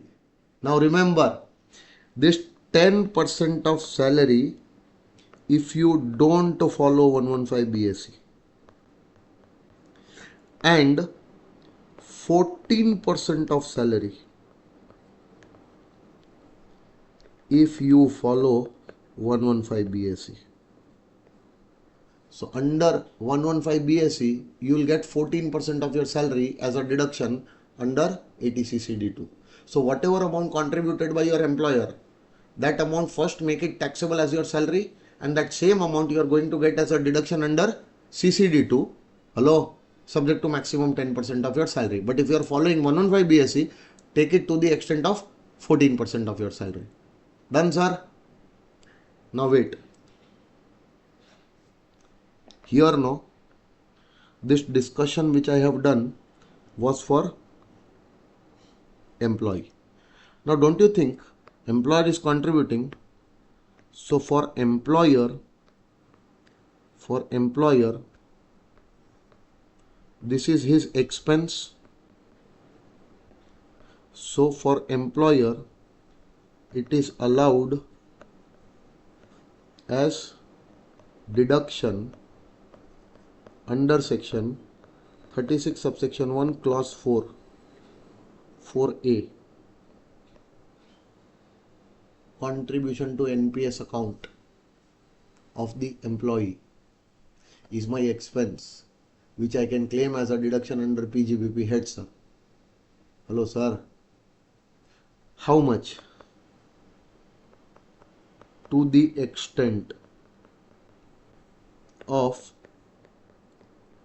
10% of employee salary. But don't you remember, this 10% is now 14% with effect from this year. This is an amendment over here. Whether the employer is following 115 BAC or not will not make any difference. Employer will get 14%. Up to 14% of your salary he is going to claim as a deduction. Because for you, if you follow 115 BAC, you are going to get 14%. No, Now, how your employer will know that whether you are going to follow 115 BSE or not? So maximum how much you can claim? 14, no? So we are going to give him 14 only. Earlier he was getting 10%. Now he is going to get 14%. Got it, sir? Now your employer contributing, he is also contributing 15,000. So 15,000 into 12, 1,80,000 he will contribute. And if your salary was 16 lakhs, basic DA in terms 16 lakhs, 10% of that, 10% of that will be 1,60,000. To the extent of 1,60,000, you will claim under CCD 2. Hello, sir. Or 14% of that. So how much will be 16 lakh into 14%? How much will be 2,24,000? So if you calculate 14%, it will be 2,24,000. So 1,80,000 or 2,24,000, whichever is lower. 1,80,000, claim entire 1,20,000. But for that you should be following 115 BSE. Only then you are going to get 14%. But now if you talk about the employer, how much employer is contributing? 18%. Sorry, how much employer is contributing? 1,80,000. Entire 1,80,000 he is going to get the deduction, because for him now the limit is 14%, 2,24,000. Got it, sir? Now from in the examination, no, you are supposed to be very careful. From this angle they are asking you, or from this angle they are asking you. If this angle, then you are an assessee for whom the employer is contributing this side. But if you are yourself a businessman contributing to your employees NPS, then you are not supposed to think from this angle. You are supposed to think from this angle. Got it, sir? Okay, sir? Now pay attention. 3-4 very important things I will tell you. This is an assessee. He can be employee or he can be self-employed individual. NPS account. This NPS account, closure or opting out. So whenever you close your opt-out, whenever you will close your NPS account or your opting out of NPS, that time amount receivable. What did I say? Amount received or receivable? Did I say withdrawn? No. I am saying whatever amount receivable on closure, whatever amount receivable on opting out, 60% of that. To that extent, up to 60% of that.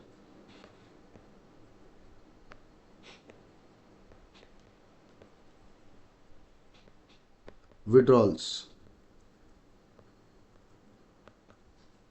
will be exempt under section 10(12)(a). So you have to check what is your amount withdrawn on closure or on opting out. See, on closure or opting out, no, the amount receivable was 20 lakhs. Example, let us say 20 lakhs. So are you going to get 20 lakhs on closure? Yes. So take 60% of that. That will be 12 lakhs. Now, if you withdraw 12 lakhs or less, fully exempt.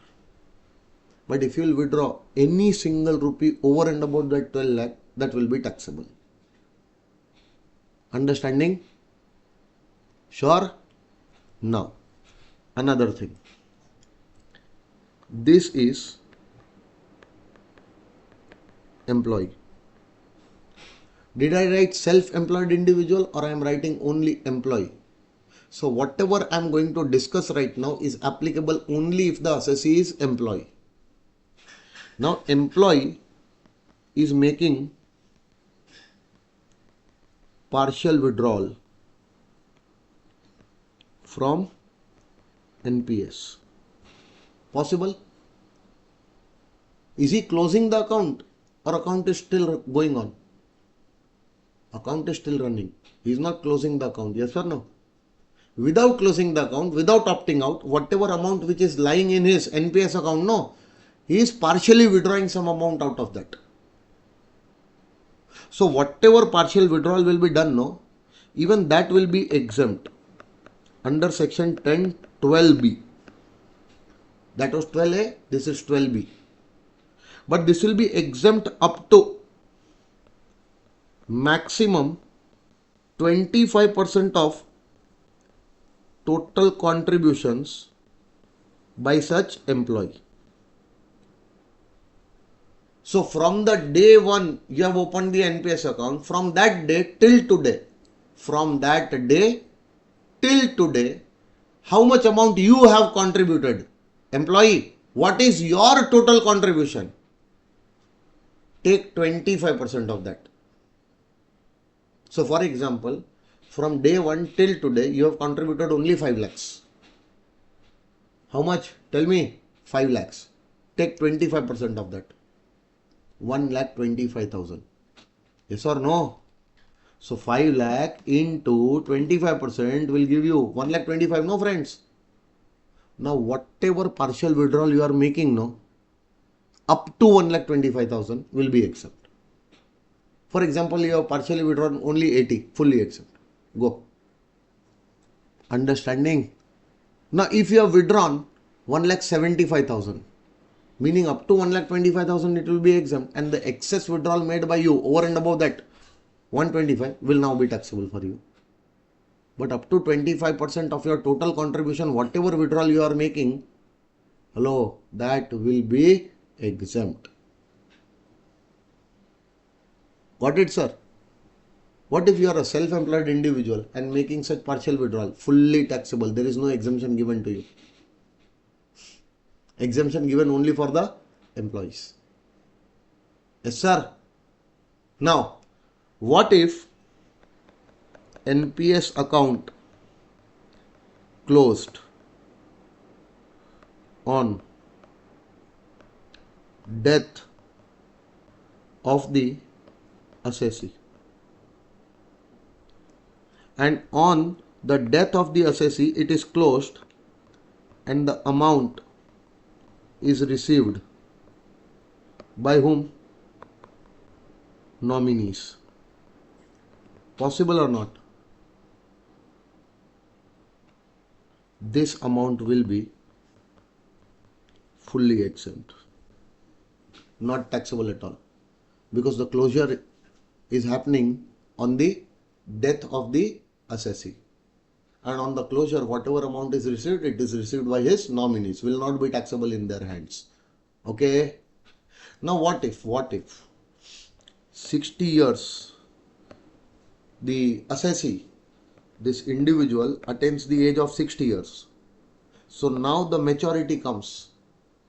Once he attains the age of 60, no.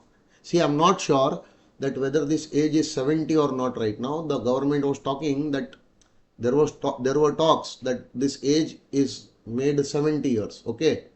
If it is 70, then 70. But till the time I am aware, this is 60 only. Okay. So if you attain the age of 60, from this date, you will now start getting what? Pension from NPS. Understanding? That entire pension which you have received will be taxable as your income from other sources. Okay, sir? Okay? So pension coming from NPS, once you attain the age of 60, and then whatever pension it will come, it is nothing but return on your investment. Regular flow of income, taxable under the head IFOS. Done, no, sir? Now wait. How many cases I have told you, no? This is your case A. This is your case B. This is your case C. And this is your case D. So, I am talking about A and D. A means you are closing the account or opting out, and the amount received, hello, 60% is exempt, no? Excess amount withdrawn will be excess amount will be taxable, no? So can I say in A there is some taxable amount? Up to 60% there is nothing taxable, but any recovery, any withdrawal over and above 60% will be taxable, no? Wait, there is a taxable amount here. Now in D, this entire pension, this is also taxable. So the amount in A and amount in D, that amount over and above 60% which was taxable, in D the pension amount which is taxable, I am talking about T for taxable amount, T for taxable amount. Yes or no? If you want, you can claim this amount also as exempt. You want to claim this amount as exempt? Do you want to claim this amount as exempt? So invest this amount in any annuity plan. Now that annuity plan can be of insurance company, it can be of LIC, it can be of UTI, it can be of any mutual fund, yes or no?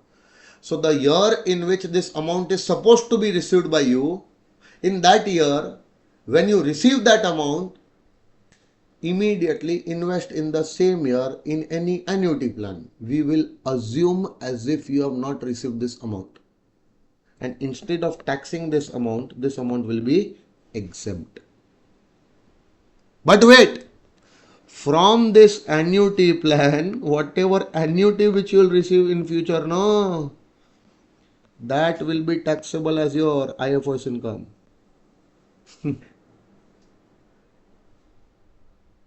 Got it, sir? This is the entire discussion of your ATCCD. Easy? Sure? This is considered to be one of the most difficult sections in your deductions chapter. But we have tried to cover it in the most simple manner in which we can do. Okay?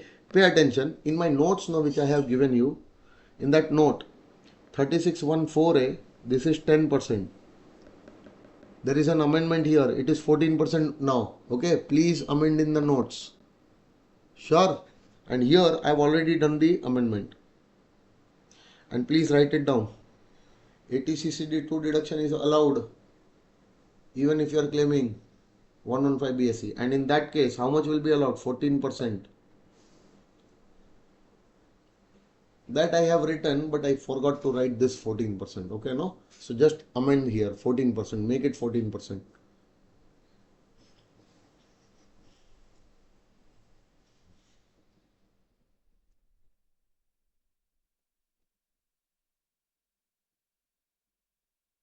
Done, sir? Everyone? Now these points now I have just now discussed. A, B, C, D, E. I was discussing these points only with you. Okay? This thing is also done. Okay? So with this ATCCD done. Now check ATCCE. Please check ATCCE. This entire same thing I have done with you with a example along with numbers. Overall limit of ATCCE. What does it want to tell you? So this entire thing I have covered. Okay? Fair enough? Now there is one section ATCCH that I am going to start in the next lecture. Okay? ATCCH I am going to start in the next lecture. So now come to the questions first. Questions. I am going to give you homeworks today. Question number 5. Take this question number 5 as your homework today. I am going to discuss it tomorrow, don't worry. And this is very easy question, you will be able to manage. But still I will be discussing tomorrow, okay, no? Question number 5. Then question number 6 also.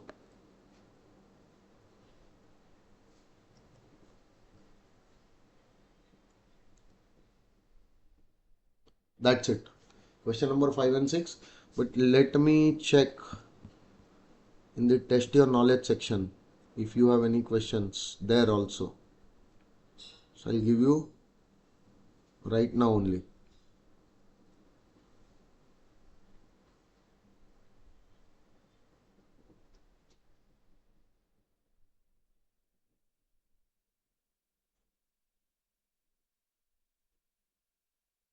Take question number 1 also.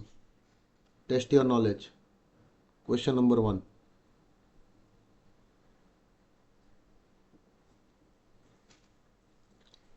That's it. That's it. So 2 questions from illustration and 1 question from test your knowledge. Okay. We'll be solving these questions, very easy questions. You'll be able to solve. And still I'll discuss them tomorrow. Okay. So see you all tomorrow, same time. We're meeting tomorrow. Bye everyone. Bye.